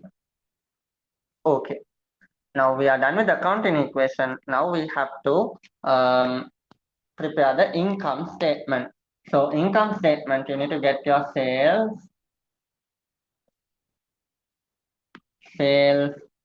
minus cost of sales. You will get your gross profit. Then you have to add your other income and then deduct your expenses and get your net profit. So in this question, now we'll go one by one. The first adjustment connects to first adjustment is related to purchasing a motor vehicle that is not a vehicle washing plant that is not affecting our profit. Maintenance material costing 130 was purchased and paid 60 cash. No, that also won't affect now. So purchase here we can directly find the cost of sales. So you don't need the purchase. Maintenance service were provided for 140. The cost of that was 86. So sales, that is one sale transaction. Sales 140. Cost of sale for that sale is 86. Okay. Then next. The owner's life insurance, that's a drawing. It won't affect profit. Check of 45 was received from a debtor after allowing a discount of 5. So discount allowed is an expense. Discount allowed 5. That's the expense. 5,000. So then next, maintenance service were provided for 50,000 advance. So anyways, the selling price of that is 50,000. That's income from that. Maintenance material 30. So the sales is 50. Maintenance material 30 will go to cost of sale. Okay. Then a maintenance service was provided to a vehicle of an elder home free of charge. The maintenance material cost was 6,000. So then that will go as a donation. You can take it as a donation. 6,000. Okay. Then monthly fire insurance premium of the business amounting to 4,000 was paid by the owner. So that's a business expense, right? So you can say here insurance 4,000. Then the next one. Pay the loan installment of 67,000. This includes an interest of 17. So you can say interest 17. Maintenance service was provided on credit. Now here we found, right, the selling price is 294. The maintenance, the cost of sale is 154. So under sales you can add plus 294. Cost of sale, you can add the material cost of it 154. Monthly salary of the worker was 84,000 and the balance amount was paid after deducting the salary advance. So the monthly salary is expense for the month 84. So under expense you will deduct salary 84. Salary 84. And then the electricity bill payable as at 1st of January was paid. Okay, that is last month. Electricity bill of 11,000 was received for month of January and it has not been paid. So the electricity relevant for the month is 11, right? You should deduct electricity 11. Then next. Maintenance material costing 8,000 was damaged and they were sold for 3,000. So damaged 8,000. You were able to recover 3,000 by selling it. Then the loss there, stock loss is 5,000. So you're supposed to say that as expense. stock loss 5,000. Then next, receive 14,000 from a trade debtor which was written off during the previous year. That is bad debt recovery. Bad debt recovery will be a other income. Bad debt recovery 14. And then finally, you have the rent of the business for the month 20,000. Rent 20. Okay. So now you can get your totals of sale and cost of sale. Sales total 140 plus 50 plus 294, that is 484. Your cost of sale is 86 plus 30 plus 154, that is 270. Then your gross profit will be 214. And 214 plus 14, that is 228. 228. Now get your total expenses. 5 plus 6 plus 4 plus 17 plus 84 plus 11 plus 5 plus 20. That is 152. And finally, your net profit. Net profit will be 228 minus 152, 76,000. Net profit is 76,000. So we are done with this question. It's actually easy question for 40 marks. Can be done very quickly. Okay, so done with third. So then the fourth question, the following information was extracted from the books of accounts of a sport. So it is a NPO question. First one is to prepare the income statement for the year ending 31st March 2020, and then we have to find the closing equity as well. So then, adjustment number one. The annual subscription per member is 6,000. The club has 60 members, of which 10 are life members. So then there are 50 ordinary members. The life membership is confined only to the promoters of the club. What the promoters of the club? Normally, the founders of the club. So there are 10 life members. Okay. Now you can see here, opening life membership fund is 200,000. Closing life membership fund was 160,000. So the life membership fund has reduced by 40,000. That will be the income that you recognize for the year.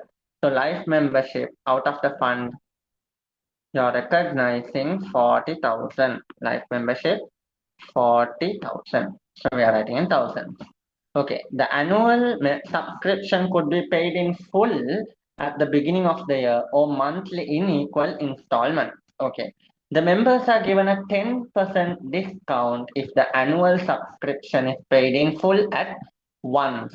This discounts they are considering as the expense of the club. Okay, we'll see who are paying in full and who are not. Third one, for the year ending 31st March 2022, 40 members paid the annual subscription at once. Then for that 40 members, you have to give discount at the beginning of the year, which includes 5 new members joined the club. Now 50 normal members were there at the end of last year. Now during this year, 5 new members are joining. So then how many ordinary members? 55 members into annual subscription is 6,000. Total subscription income is 55 into 6, that is 330,000. So I'll record here subscription income. Subscription income 330,000.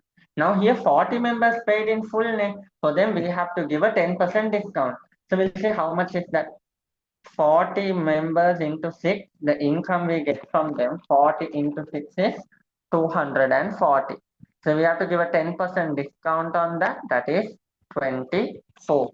So the discount on subscription, discount on subscription 24. Okay, so we are done with that. Donation received are recognizing income based on the extent of use. Based on how much we utilized it, based on how much we used it, we are recognizing the donation as an income. So the fifth one, on 31st March 2020, the club spent 200,000 to purchase sport equipment, of which 150 was obtained from the sport equipment fund. Okay, so we already have a sport equipment fund of 400. They are saying during the year they have purchased the sport equipment worth 200, out of which they have used out of the sport equipment fund they have used 150 to purchase that. Remaining 50 from the business own cash, separate cash they have purchased. So out of the fund they have used 150. So here in the fourth adjustment they are saying the donation is recognized as income based on how much is used. So then donation, we can say donation of sport equipment 150. Okay. Then the sixth one. A project proposal was developed on 1st of December 2019, incurring 86,000 to construct an indoor stadium. So project proposal will be expense. Project proposal 86. A donation of 1 million was received in this respect on 1st of Jan, and it is recorded in the building fund. It's recorded in the building fund. However, the club failed to commence the construction of the stadium due to COVID-19 outbreak in the country. So they have not yet started to construct that building. So it will be remaining there in the building fund. Then next, the other operating expenses of the club for the year ending 31st March 2020 was 250,000. So operating expense 250,000. So then the total income will be, that's all, 40 plus 330 plus 150, that is 520,000. Total expenses will be 24 plus 86 plus 250, that is 360. So when you deduct this, you can get your surplus. That is 520 minus 360. Surplus will be 160. So now you have to also find the equity as at 31st March. So equity, we will have accumulated fund, opening accumulated fund,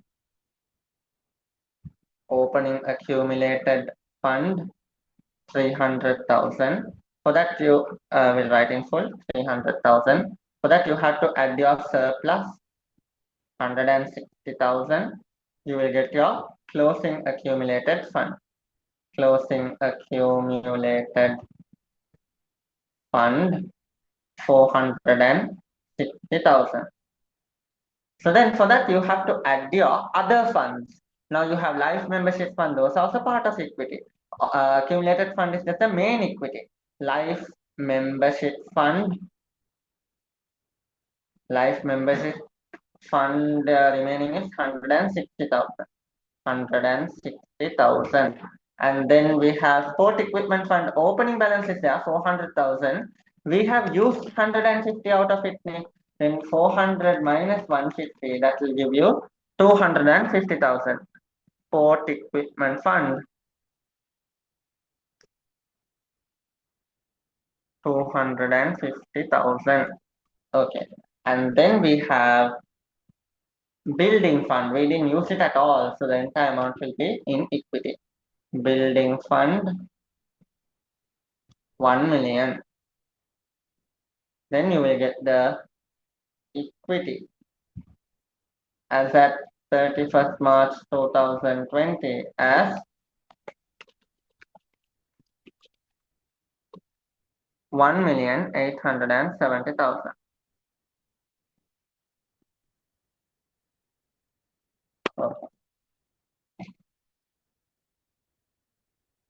So that is all for this NPO question. That's also once again another easy question.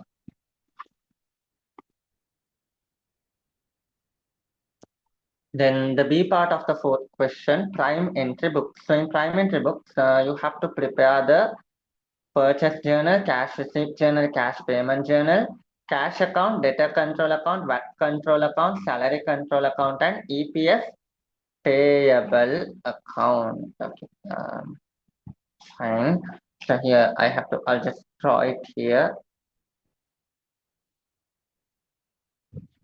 I didn't see that requirement, EPS payable. So I'll draw it properly in your paper. So purchase journal, you all draw the full format for the cash receipt and payment journal. I just drew it based on what is only required. But in your exam, before you now when you read the requirement, you draw the full um, format with all the analysis column, right? Analysis column columns. Okay. So then let's get started. You need the purchase journal, cash receipt journal, and cash payment journal. So here we don't have a sales journal, so you don't have to put the credit sale information in a journal. You will have to prepare the debtor control account though. But then the cash received amount and discount amount you can record in the cash received journal. So you're receiving cash from normal. You're receiving cash from Gamage and Nadun traders. So then from Gamage is paying 50, so Namal is paying 75, Gamage 50, Nadun 500. 75, 50 and 500. So on the data 75, 50 and 500. You're giving a discount of 5 to Nadun. You're giving a discount, sorry, 5 to Namal and a discount of 10 to Nadun. For Gamage, there is no any discount. Then creditor's ledger. So the purchase amount you have to put in the purchase journal. So you have Saman, Amal, Mahesh. Okay. So then the sale purchase including VAT amount is only given here. 540, that's the total then. 540, 432, 216. That's the total. So then how do you remove the VAT out of it if it includes VAT? It's like this. Purchase is 100%. From the purchase only you calculate the VAT. In this question it's 8% and you get the total as 108%. So the total will be 108%. So 540 divided by 108 multiplied by 100. The purchase value will be 500. Then the VAT is 40. Then for Amal, 432 divided by 108 into 100, 400, and the VAT will be 32. 216 divided by 108 into 100. Mahesh, the amount is 200, the VAT is 16. Then the total amount, 500 plus 400 plus 200, 1100 is the purchase value. The VAT out of it is 88. Then the total is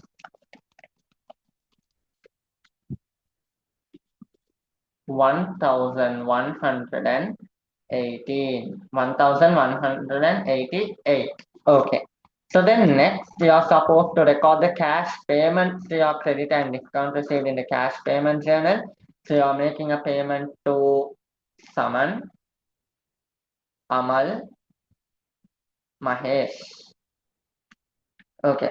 So for Saman you are paying 290 and getting a discount of 10. So you are supposed to put that 290 in the creditor.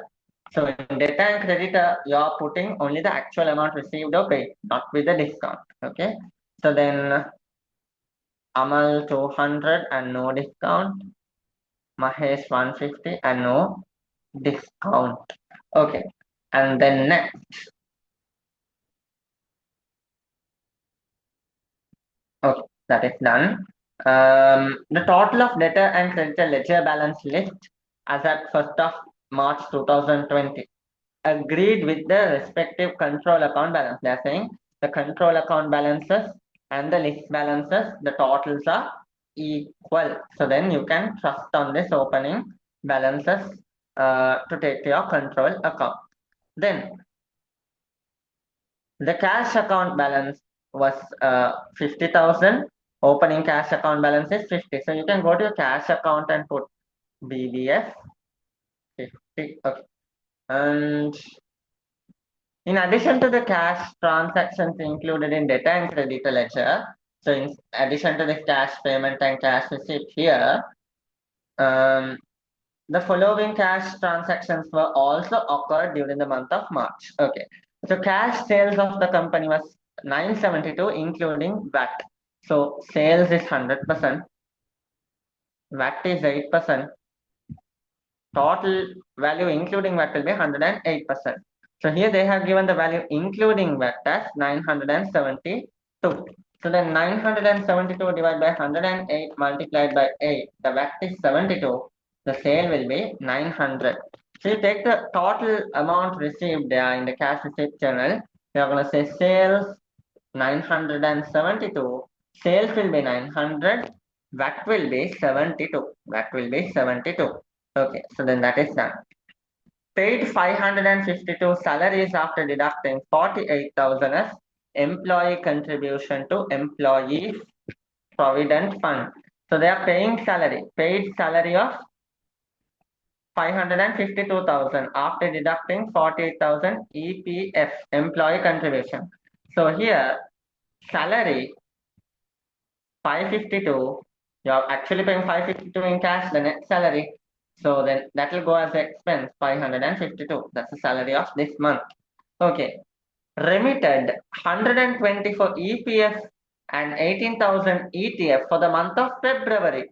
Now this year they are paying the last month, this month they are paying the last month EPF and ETF payable.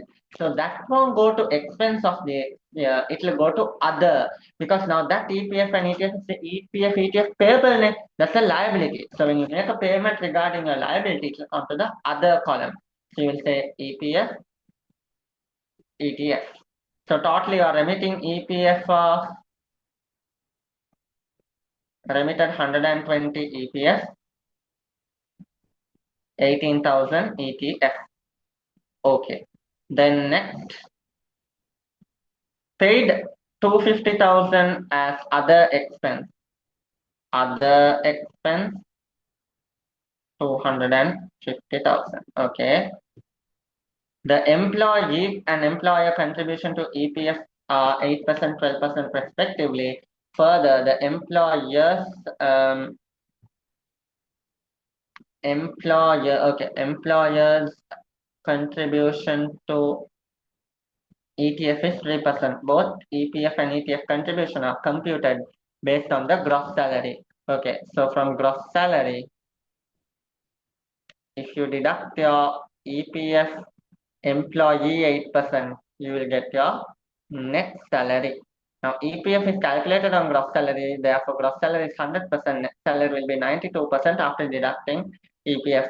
Now here the net salary after deducting the employee contribution is 552. So that is 92% net. 552 divided by 92 into 8, that will be they have given EPF contribution 48. And the gross salary will be 48 plus 552, 600 will be your gross salary.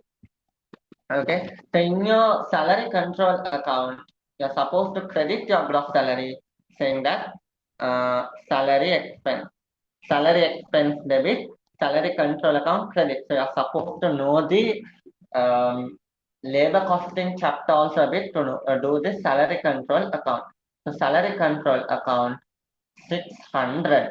Now out of this, the deductions, EPF payable, you have to transfer the amount that is deducted from your employee, a 48, and transfer it to EPF payable.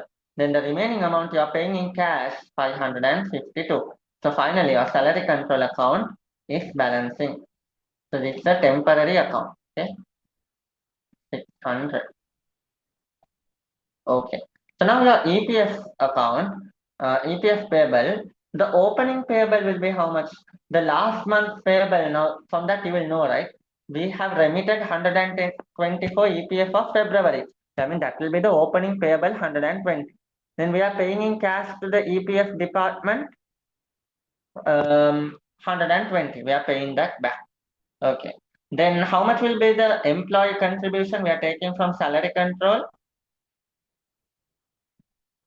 48 employee contribution. Then employer contribution, that is EPF expense, fifth, how much? 12%.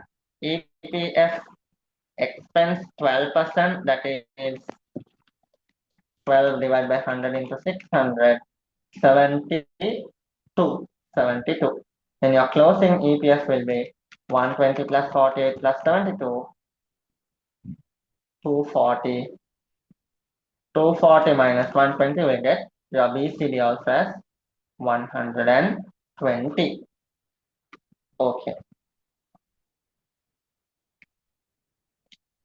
Yeah. So the company remits CPF and ETS of a particular month on the 5th day of the next month. That's what they're saying. Okay. So it will be a liability initially.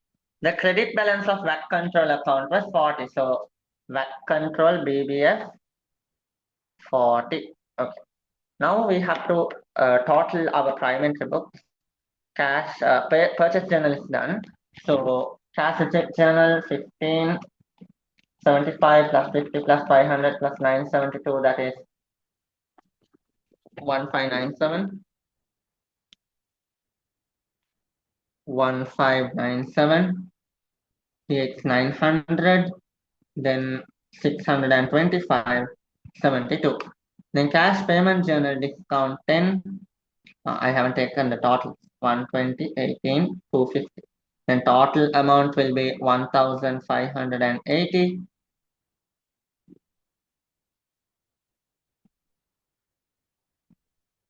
Creditors amount 640. Expenses 802. Other 138. So now cash account, what you can do, you can take the total sales. Sales will be 900.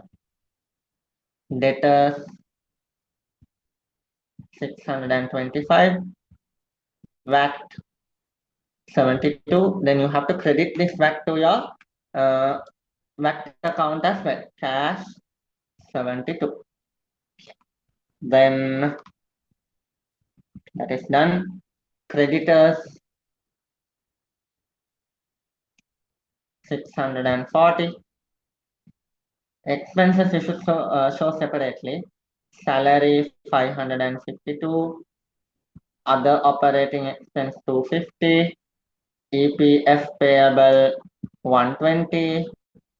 ETF payable 18. So now you can balance off your cash account. That will be 1647. 1647. And the balance carried down will be 67. Okay.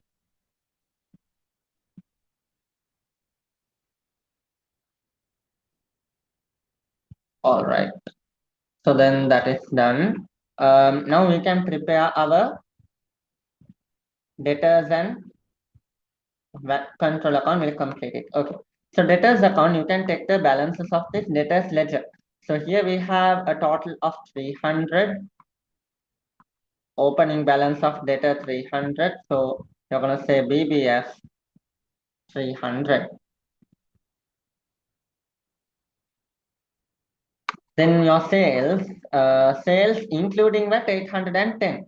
So then how much will separate the VAT and sales? Sales will be, so 810 divided by 108 into 100. Sales will be 750. VAT will be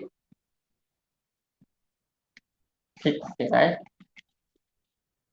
VAT will be 60. So you're going to say here sales 750, VAT 60. Okay. Then next, that is done. So you're supposed to take this VAT to the credit side here. You're going to say debtor 60. Debtor 60. Okay. And then cash received. We totally received 625 cash from debtor. So cash 625 and discount total discount from debtor we have given to debtor discount allowed 15. Okay, so then you can, yeah, the debtor's information is completed. You can balance it off. 300 plus 750 plus 60, 1110. 1110 balance carried down will be 470. And then now VAT control account is not complete because you have not taken this purchase VAT, right?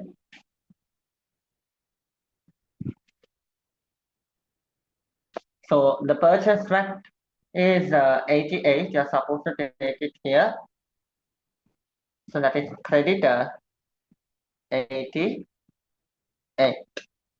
And you can balance this off and get the BCD of the VAT control account. 40 plus 72 plus 60, that will give you 172.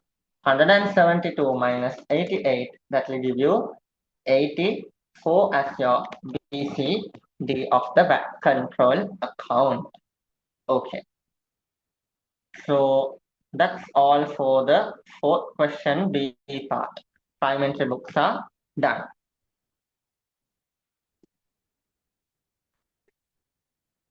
So then next, moving on to the fifth question, partnership. Netu and Muthu are carrying out a partnership under the following condition. Netu and Muthu are sharing profit and loss in the ratio of 2:1. Each partner has to get a salary of 50%, interest on capital 10%. Goodwill is adjusted through partner capital account, which we know. All other transactions except goodwill are adjusted through their current account.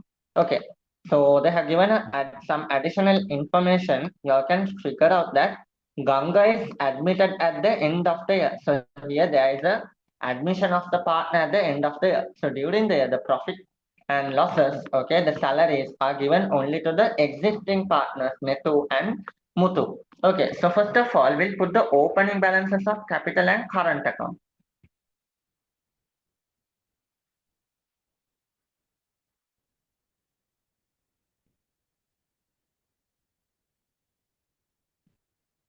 So BBS of capital account balance brought forward, that's gonna be 2000 and 1000. 2000, 1000. Current account, Netto 400, Muthu 200. BBS 400 and 200. Okay. So then we'll start off with the additional information. Inventory as at 31st March 2020 was measured based on the physical count, which means we are going to the warehouse and counting how much is our closing stock and deducting it from our purchase to find the cost of sale. Second one, the goods drawn by Nethu and Muthu during the year were 60 and 40 respectively. They have not recorded this. So you should record it in the current account, drawings of goods 60 and 40. Now, since the stock is counted physically, you go and count it. What will happen is you would have not recorded this stock drawings. You will not know it, right? So if you deduct just the closing stock you count from the warehouse from the purchase, you will assume that all the other stocks are sold. But then here we have not sold everything. Here Netu and Muthu have taken 60 and 40 for their personal use. And what you're supposed to do, you're supposed to deduct it from your cost of sale to find out how much is actually sold, right? So 1850 minus 60 and 40 together, sorry, you should deduct it from cost of sale. Huh?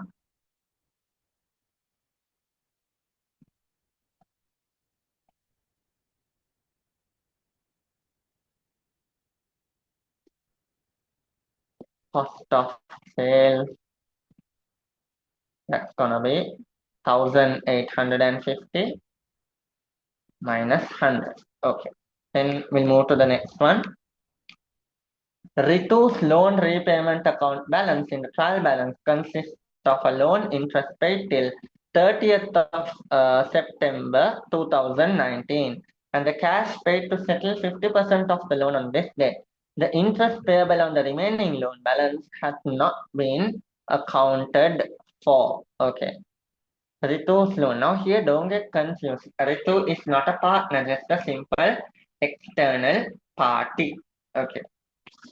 Ritu's loan repayment account balance in the trial balance consists of the loan interest paid till 30th of September and the cash paid to settle 50% of the loan on this date. So then here, loan repayment account 420.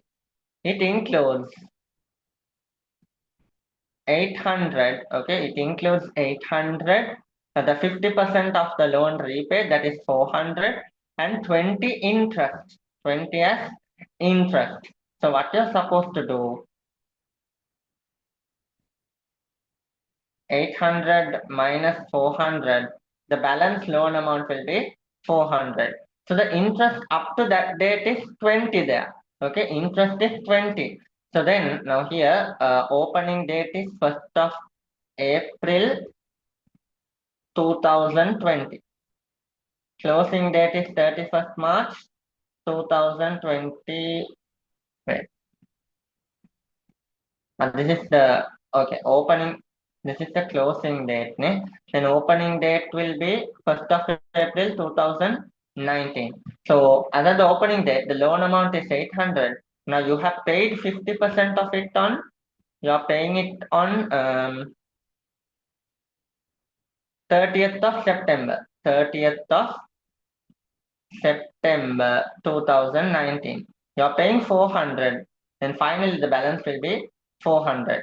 Now for up to this date, up to the settlement date, the interest is 20. How do we know? Now this loan repayment includes 50% settled by the loan. That is 400. Then the remaining 20 is the interest. Now we will have to calculate the interest for this period. Now from this date to this date, we have 400 in our loan account. 400 into 5% interest, 5% multiplied by how many months is that? October, November, December, January, February, March, 6 months. So the interest for the remaining period is going to be 10,000. So then the total interest for the period until settlement 20,000. For the remaining 6 months, the interest will be 10,000. So then the total interest expense is going to be 30,000. 30,000. Okay.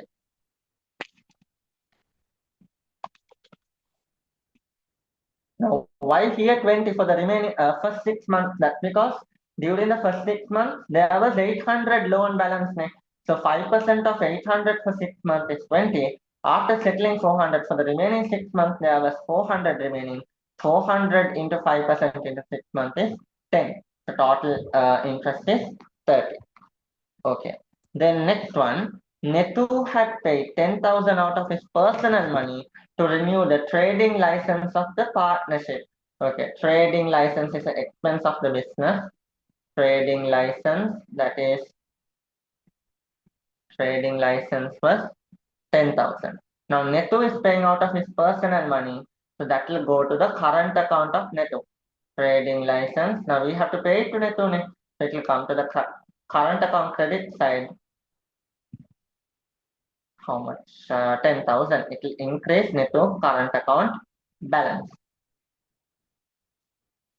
Fifth one, the partnership had paid 140,000 for the insurance premium of vehicles for the year ending 31st March 2020, and it is recorded in operating expense of the business. Operating expense is given as 2,600. Operating expense 2,600. Okay. What's happening here? However, it was revealed that later this payment includes an insurance premium of 40,000 paid for the personal vehicle of Muthu. Then we have to remove 40 from here. 2,600, remove 40 and put it here. Draw insurance of Muthu 40. Okay. Muthu's personal insurance. Then next, that is done.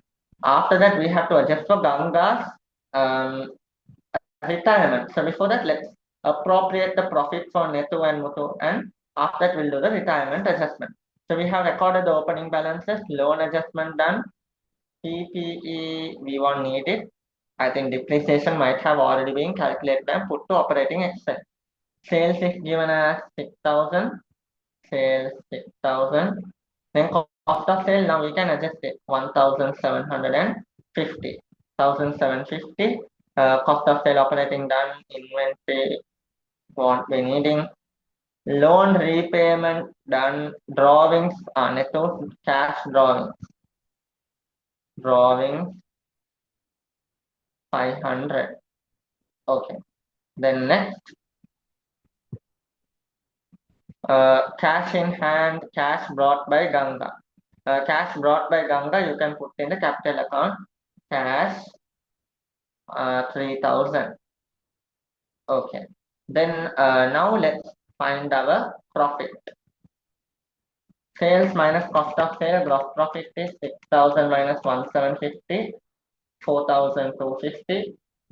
Expenses now operating 2,600 minus 40, 2,560. Total expenses 2,600. Then the net profit will be 4,250 minus 2,600, 1,650. Then the interest on capital, we have to give interest on capital for Nettu and Muthu. They have agreed to give interest on capital 10% on the opening balances. So that is 2,000 and 1,000. 10% will be 200 and 100, that is 300. So then how much will be remaining? 1,650 minus 300, 1,350. Then salary, each partner is entitled to a monthly salary of 50,000. So then Nettu and Muthu. 50,000 for a month, now for a year, 50 into 12, that is 600, 600, 1,200. Then that will be 1,350 minus 1,200. 150 should be distributed as profit to Nettu and Muthu. So then the profit sharing ratio 2:1. 2:1. That means Nettu is getting 100, Muthu is getting 50. Now you are supposed to record these appropriations under the current account. So then interest on capital, salary, profit share. Interest on capital 200 and 100. Salary 600 and 600. Profit share 150. Now we can balance off the current account. After that we'll do Ganga's adjustment.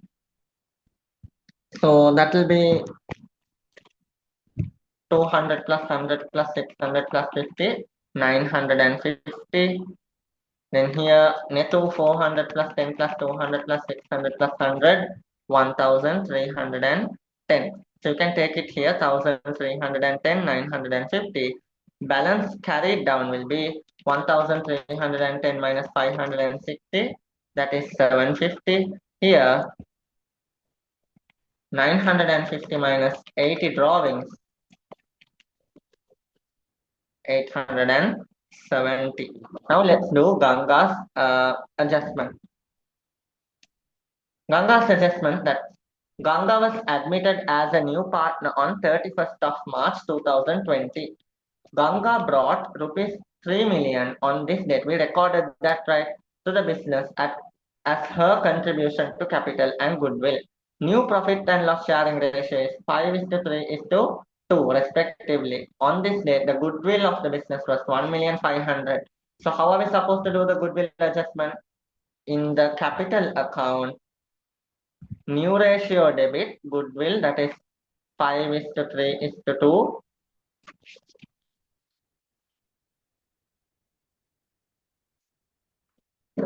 And then old ratio credit, goodwill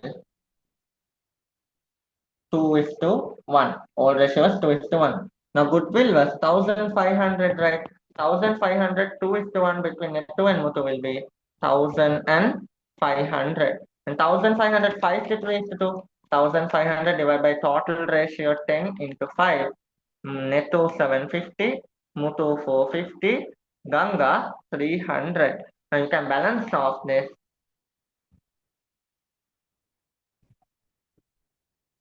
and find the balance carried down.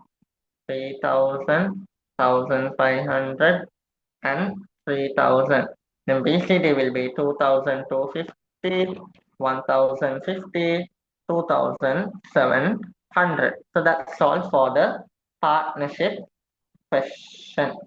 Partnership question is that the answer. Okay. Then next is the cash flow question. So then next, the cash flow question, B part of the fifth one. Okay. So additional information number 1. During the year, the company paid an interim dividend of 1,200,000. So you can record that under financing activity, interim dividend paid 1,200. Okay. Other thing, now here in this question, they have given only the SOFP, right? So if they have given only the SOFP, you can do it only in indirect method. Okay, so I drew the format based on indirect method. Okay, so then and capitalized retained earnings of 2 million. Further, the company issued 100,000 ordinary shares to the public, and its entire consideration was received. Okay, so then what you have to do is that prepare the stated capital account. Prepare a stated capital account. Stated capital. So stated capital opening balance would be BBF opening balance 20,000. 20,000. Now we did a capitalization of reserve net. So you will tell here. So retained earnings debit, stated capital credit 2 million. Closing balance BCD of stated capital is 28 million. 28 million. So then 28,000. Here you will get the share issue that you issued to the public and got cash for. So 28,000 minus 22,000. You have issued shares of 6,000. This 100,000 shares thing. Further, the company issued 100,000 ordinary shares to the public, and its entire consideration was received. So you're gonna say here share issue 6 million. Share issue 6 million. Okay. Then next, so interim dividend you're supposed to show within a bracket. It's a minus thing, you're paying it out. Okay. Then depreciation and income tax expense. Now for one thing, you need to find the profit before tax. So to find out, they have not given it directly. So you have to prepare the retained earnings account. Retained earnings. Opening balance of retained earnings is 2,200. 2,200. Closing balance 6,500. You can find your profit after tax in the credit side. Interim dividends will deduct your retained earnings. Dividend 1,200. And then here there's a capitalization of reserve. Here we capitalize 2 million of retained earnings. So then that will come here. Stated capital 2 million. Now when you balance off, you can find out your profit after tax. So 6,200 plus 2,000 plus 6,500 will give you 9,700,000. 9,700,000 minus 2,200,000, it will give you 7,500 as your profit after tax. Okay, and how do you find your profit before tax? To find your profit before tax, for the profit after tax, 7,500. For that, you have to add your income tax expense for the year. Depreciation 2,100, income tax 1,160, 1,160 tax. You will get your profit before tax. That will be 8,660. So here profit before tax 8,668,660,000. So depreciation also given, we'll say why. Okay, so depreciation is a non-cash expense. You have to remove it from your profit before tax to convert to cash flow. Depreciation 2,100. Okay. During the year, the company revalued the land for the first time at a surplus. There were no other revaluation during the year. Okay, now we'll prepare the PPE account. The company disposed the machine at a gain of 400. This machine was purchased on 1st of April for 3,000 and depreciated at 20% per annum on straight line method. Okay, now we'll prepare the PPE account. PPE at net book value, that means at carrying value. We are deducting depreciation directly from the PPE account as itself. So then opening carrying amount is 30,100, BBS 30,100. Balance carried down is BCD 35,500. Revaluation of land, revaluation. So they are telling only that land was revalued during the year. So then you can see in the revaluation reserve, the reserve increased by 1,000. From 2,000 it went to 3,000. That means the revaluation surplus is 1,000. The company disposed the machine at a gain of 400. Okay, on 1st of October 2019. This machine was purchased on 1st of October 2000, 1st of April 2017. Now here this is net book value method. Now we need to find the carrying value of it. Okay. Now the cost of that is 3,000 multiplied by, so we are depreciating at 20%. 20% depreciation into, we need to find accumulated depreciation until the disposed date. Now we purchased that on 1st of April 2017. We are disposing it on 1st of October 2019. 17 to 18, 19. So that is 2.5 years, 2.5. So the total accumulated depreciation of that of that machine for the 2.5 years is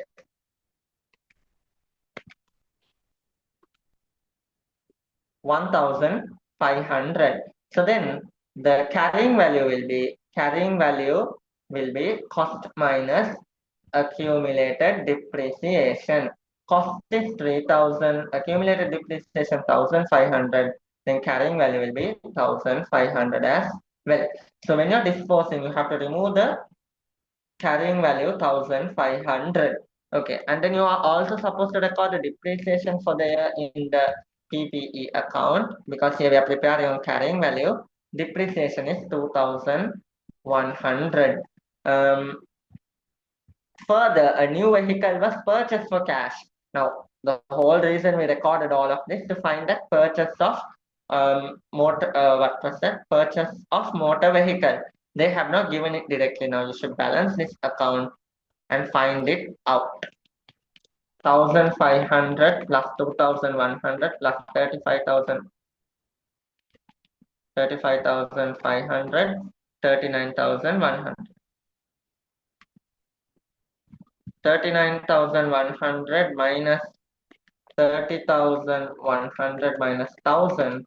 you will get the purchase of motor vehicle as 8,000. So that is the investing activity. Purchase of motor vehicle, purchase of motor vehicle 8,000, so it's minus, it's an outflow. And also don't forget the disposal. Now disposal, uh, disposal carrying amount is 1,500. How do you get disposal gain? Disposal gain equals selling price minus carrying value. Now disposal gain is given here. We are selling that at a gain of 400,000. Gain is 400. Selling price we don't know. Carrying value is 1,500, which means the selling price would have been 1,900 for us to gain a disposal gain of 400,000. So you're going to say under investing activity, disposal of machine. How much are you getting? The cash out of it, 1,900. 1,900. Okay. Then next, that's all. Now we can compare the values.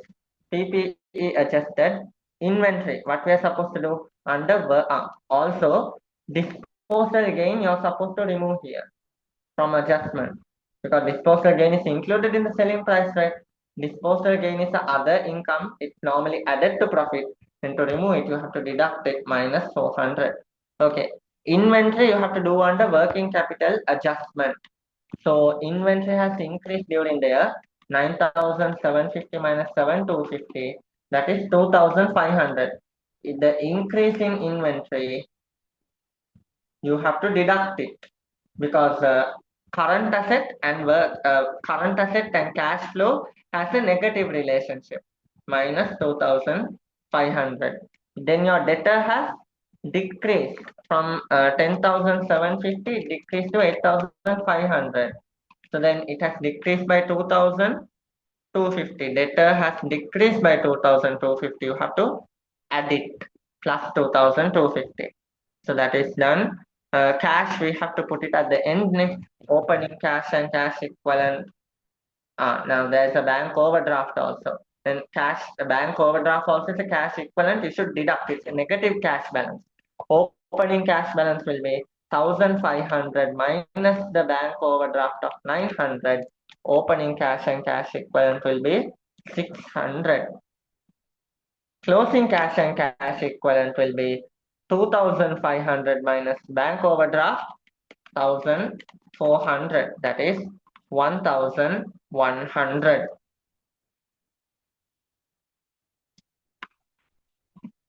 Okay, then that is done. Stated capital we have adjusted. Revaluation reserve we found out that revaluation surplus. Retained earnings, out of that we found a profit. Lease creditor. Here lease creditor is decreasing by from 16,500 minus 12,500, decreasing by 4,000. So we might have paid our leasing, right? So lease liability paid, but they have not given any interest here. They have not given us any details connected to interest. So you have to assume that there is no any interest there. So lease liability paid 4,000. Okay. Then that is done. Trade payable is a current liability. Now trade payable is decreasing creditor. So remember, current liability and cash flow has a positive relationship. Now if the creditor is decreasing, you have to deduct it. So 7,400 minus 4,350. The debtor creditors are reducing by 3,050. Then income tax.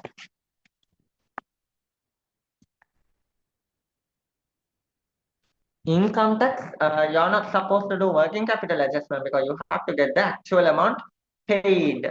So then you have to do a T account working. I'll draw it here. Provision for income tax, BBF. Provision for income tax, BBF 600.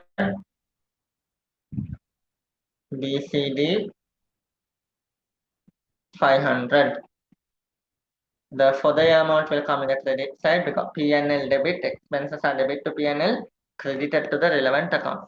So the profit for the tax for the is 1,160. Sorry, it's 1,160. When you balance off, you can find how much is paid as tax in cash. So 1,760, 1,760, 1,260. So income tax paid 1,260. Okay. So we have recorded everything. Now we can balance it off.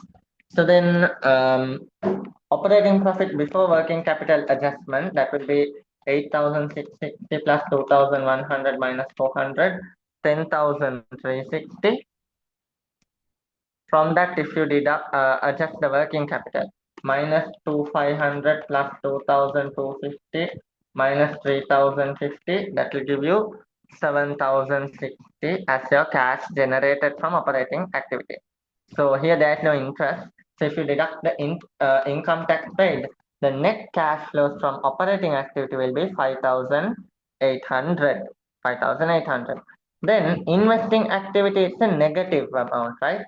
1,900 minus 8,000 minus 6,100. So you're going to say net cash flow used in investing activity 6,100. Financing activity 6,000 minus 4,000 minus 1,200. It will give you net cash flow generated. It's a positive amount generated from operating activity 800. So then wait. Opening cash balance should come here 600. Okay, we'll find out how much is the increase in cash and cash equivalent. 5,800 net cash flow from operating activity minus the investing activity used amount plus the net cash flow generated from financing activity. You will get the net increase in cash and cash equivalent as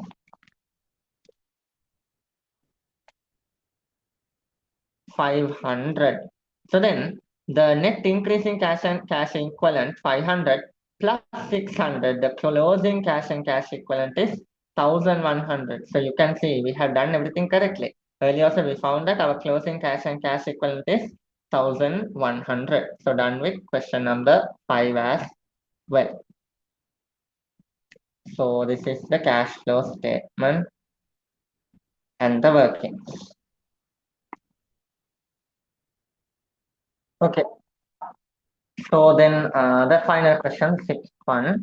The following information relates to three companies in the automobile industry for the year ending 31st March 2020. We have Alpha, Beta, and Gamma PLC.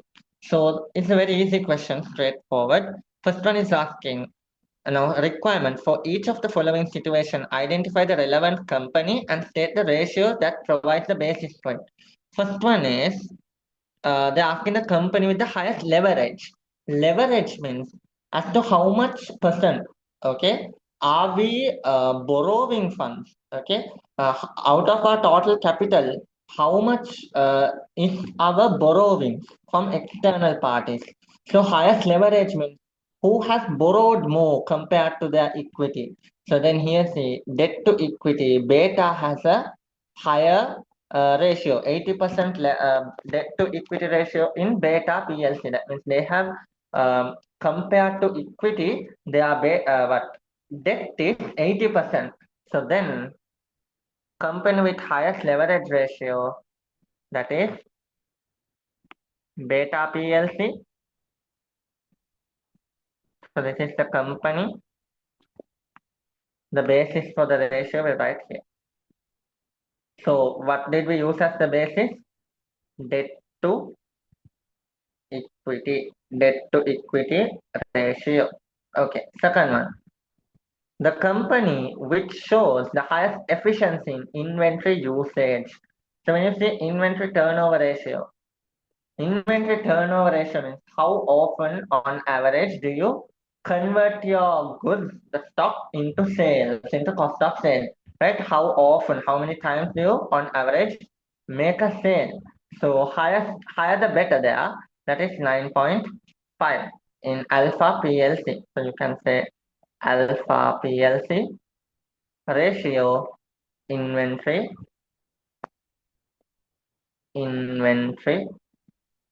turnover ratio. Okay. Then third one, the company with the highest liquidity. So who has the highest liquidity? For that you need to see the quick asset ratio. Who has the highest current asset compared to current liability? 0.96. No, pathetic. 2.52. So 2.5 beta PLC. Beta PLC. That is you can take the current ratio. So current ratio based on current ratio as well as quick ratio. The highest is beta PLC, right?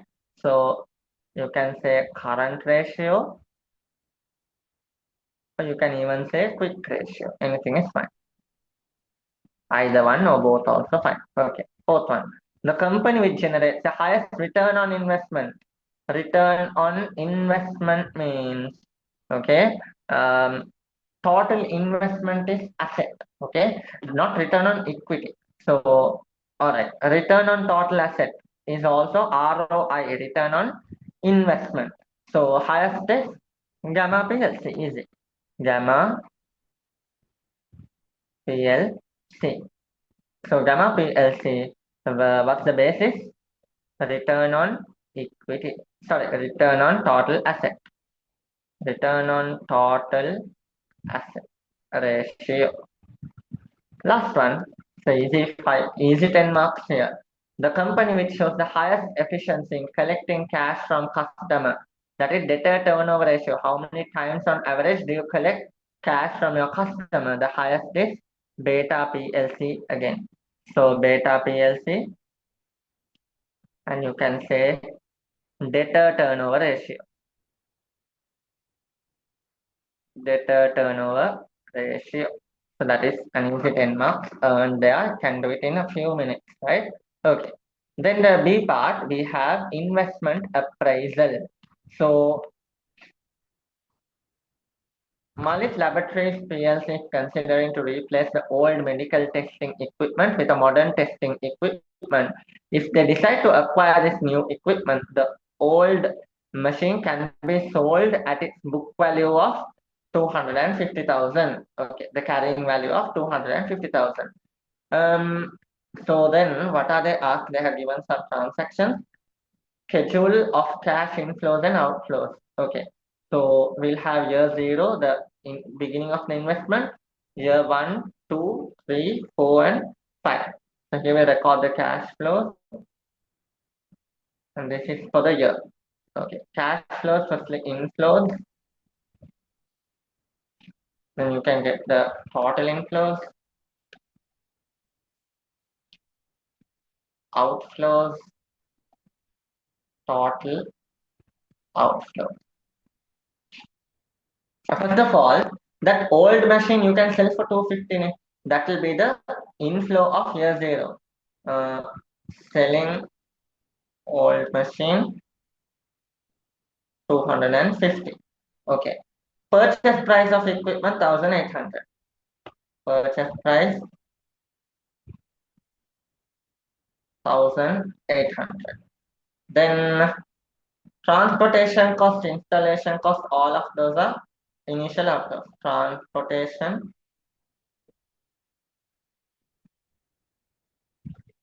and installation.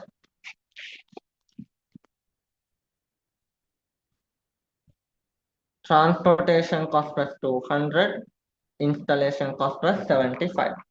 Then we have residual value of the equipment at the end of the useful life.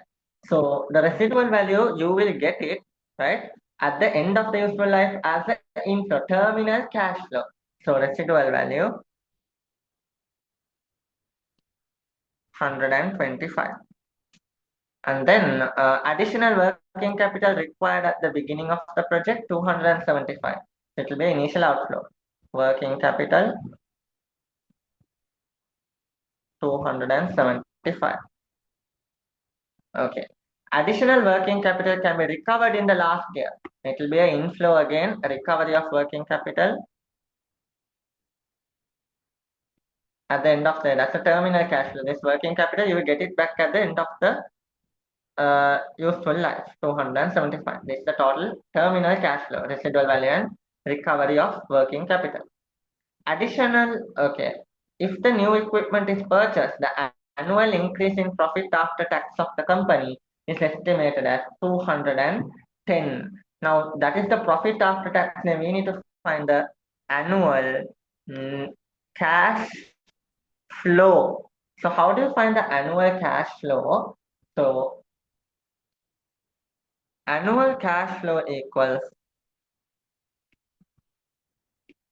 profit after tax plus the depreciation. So we assume that depreciation is the only non-cash transaction here.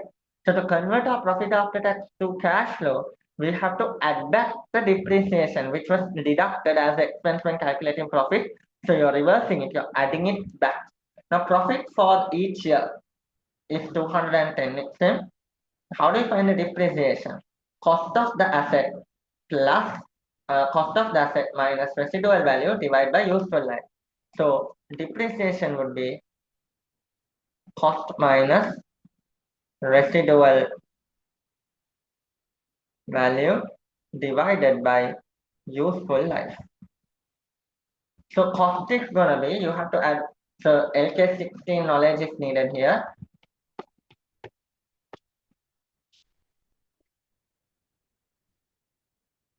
Purchase price, transportation cost, and installation cost is gonna get added to the cost.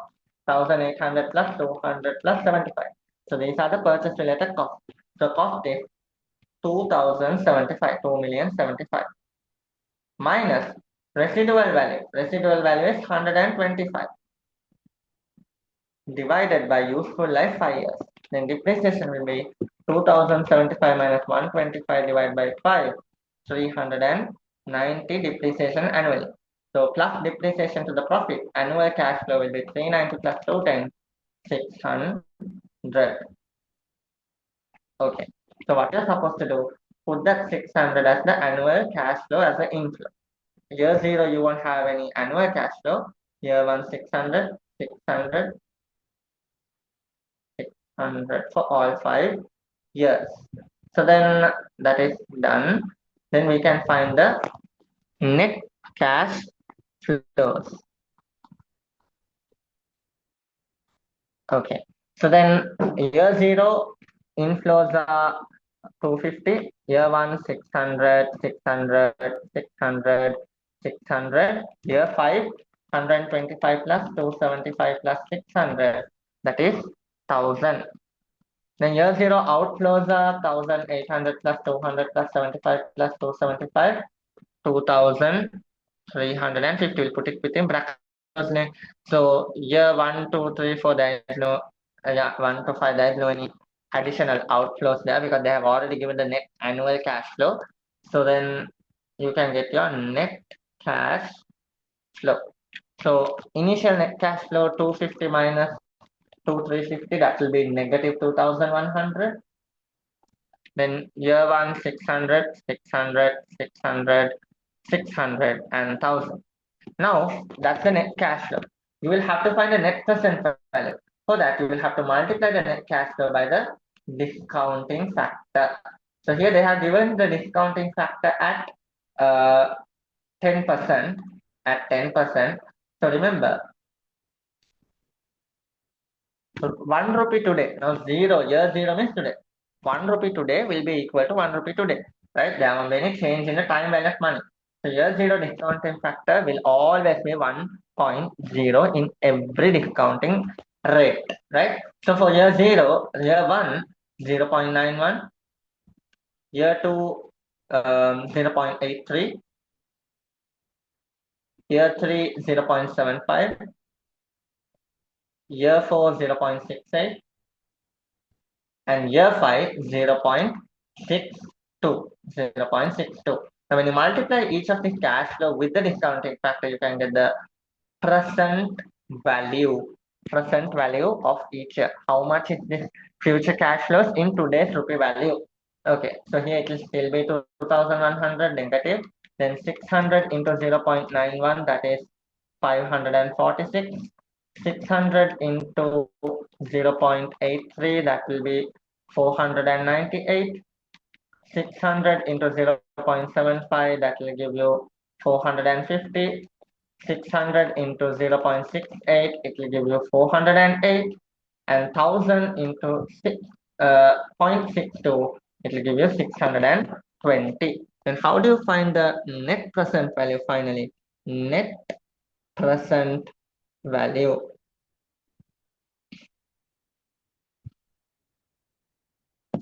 That's gonna be 620. Add all the positive net present value of year 1 to 5. 620 plus 408 plus 450 plus 498 plus 546. That will give you 2522. Minus the initial outflow 2100. You will get your net present value as 422. Okay, so then here the requirements. The first requirement is schedule of cash flows. You can just put 1. Then the net present value you found here, you can put here as second requirement. Third, the recommendation as to purchase of the new equipment. Should we buy this or not? So that you will say based on the net present value. As long as the net present value is positive, you can accept it. So you can say third requirement, it is recommended to invest in this project since the NPV is positive. Since the NPV is positive. So that is your answer. So that part is also done. Then the last question for 2022. The last part. Okay. So then this is a marginal costing question. A welfare society has decided to print a handbook containing advices to protect from COVID-19 virus. It is expected to distribute this handbook free of charge to persons in quarantine centers with a pair of gloves and a face mask. You are given a book, a pair of gloves, and a face mask. A soap manufacturing company has agreed to provide a sponsorship of 1,500 for each beneficiary participates in this program. Now we are not charging anything from the affected people. We are not charging anything from the beneficiaries, right? There's no income from them. From whom are we getting the revenue? From the soap manufacturing company. That sponsorship per person, 1,500. That will be our revenue from one beneficiary. Okay, so then they have given some cost. They're telling us to figure out how much is the total fixed cost and how much is the total variable cost. So we'll do a working and figure it out. Fixed cost, we'll record the fixed cost here in the left side and variable cost in the right side. Advising fee of doctors for the preparation of the handbook. So the advising fee of doctors will be a fixed cost. Doctor advising fee 30,000. Okay. Now they're asking the variable cost for one person. Okay. Printing cost per handbook. Per handbook 700. Printing, that's a variable.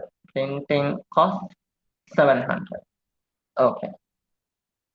Editing cost of handbook 25. Fixed cost. Editing 25,000. Cost of writing a chapter. So these are fixed costs. Don't confuse it. The handbook consists of 7 chapters. So one chapter 10,000. 10 into 7, 70. Variable cost is when it depends on the number of units. Now here this is based on chapters length. So one chapter 10,000 into 7 chapters, 70,000. So editing, no, not editing, writing. Writing 70,000. You can say here 10,000 multiplied by 7, 70,000. Okay. Then typing cost per page. Again, this is a fixed cost. You're typing only one time, right? You don't have to type the book again and again.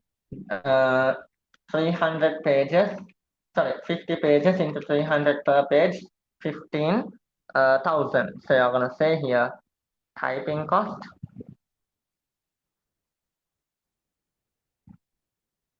typing cost, 50 pages into 300, 15,000. Have I missed anything? I've missed the cost of drawing pictures of the handbook. Drawing pictures, 10,000. Okay. So then total fixed cost. Total fixed. There's many other fixed costs, right? Cost of pair of glove and face mask. Okay, those are variable. Total fixed cost.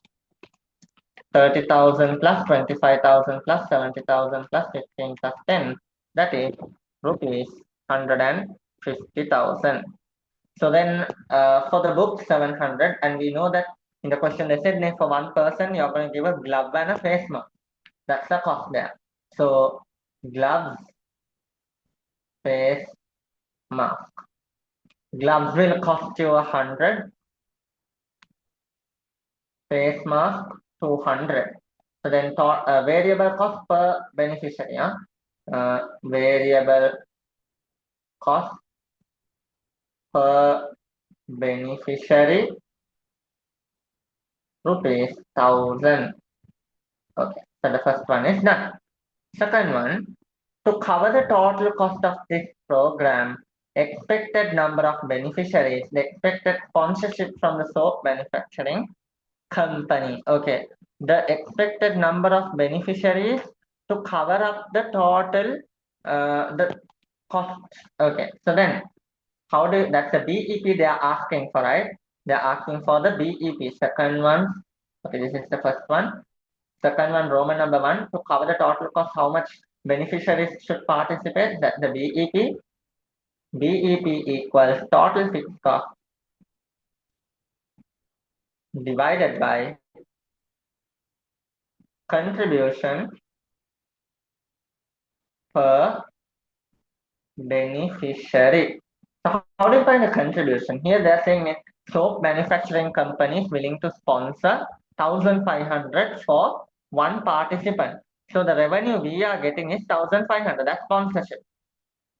Minus variable cost for per participant is 1,000. How much is the contribution? Contribution for one unit is 500. Total fixed cost is 150,000. Contribution is 500. So the BEP will be 300 participants. So 300 participants should participate for you to cover your total cost, for you to break even without a loss of profit, for you to at least cover your total cost. 300 beneficiaries should participate. Number of beneficiaries 300. Number two, the expected sponsorship for the soap manufacturing company. So then, how much do you need to expected sponsorship to cover your total cost? Expected sponsorship, that is number of beneficiaries multiplied by sponsorship per beneficiary. Number of beneficiaries 300. Per beneficiary we are getting 1,500. Expected sponsorship is gonna be 1,500 into 300 rupees 450,000. Rupees 450,000. Okay. Then next, second one done. Third one, the expected number of beneficiaries to obtain a surplus of 100,000 to the welfare society. So surplus, like a profit of 100 for you to get, how much unit should you, how much people should participate.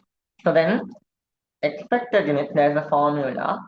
Expected beneficiaries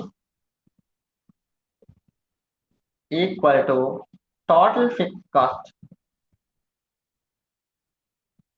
plus, you have to add your total, the surplus you're expecting, surplus divided by contribution per participant.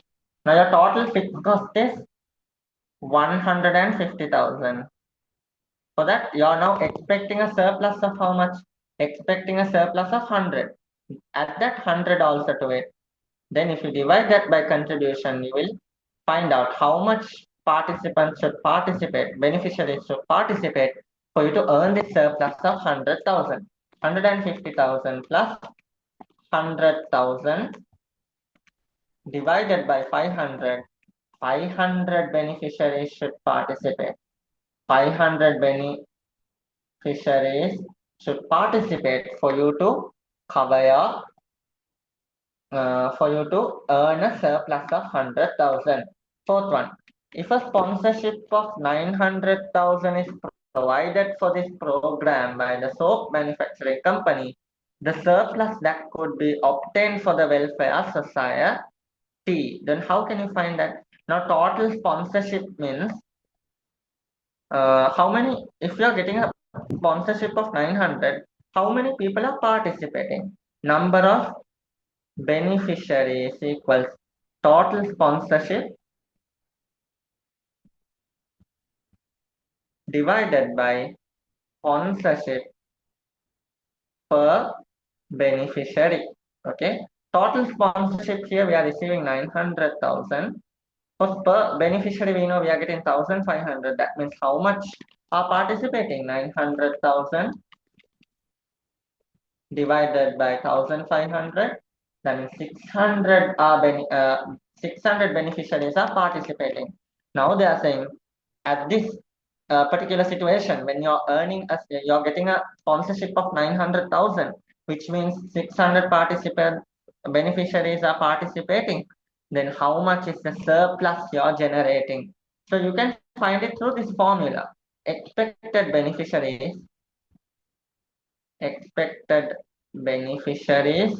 equal total fixed cost plus surplus divided by contribution per unit, contribution per beneficiary. So write the full thing. Total fixed cost 150,000. Now here expected beneficiary is 600. We don't know how much is the surplus. Divide by contribution per participant 500. So when you move things around, it will be x equals 600 into 500 divide by 100 and no, minus 150,000. Here plus it will go as minus 150,000. That will be 600 into 500 will give you 300,000 minus 150,000. You will get a surplus of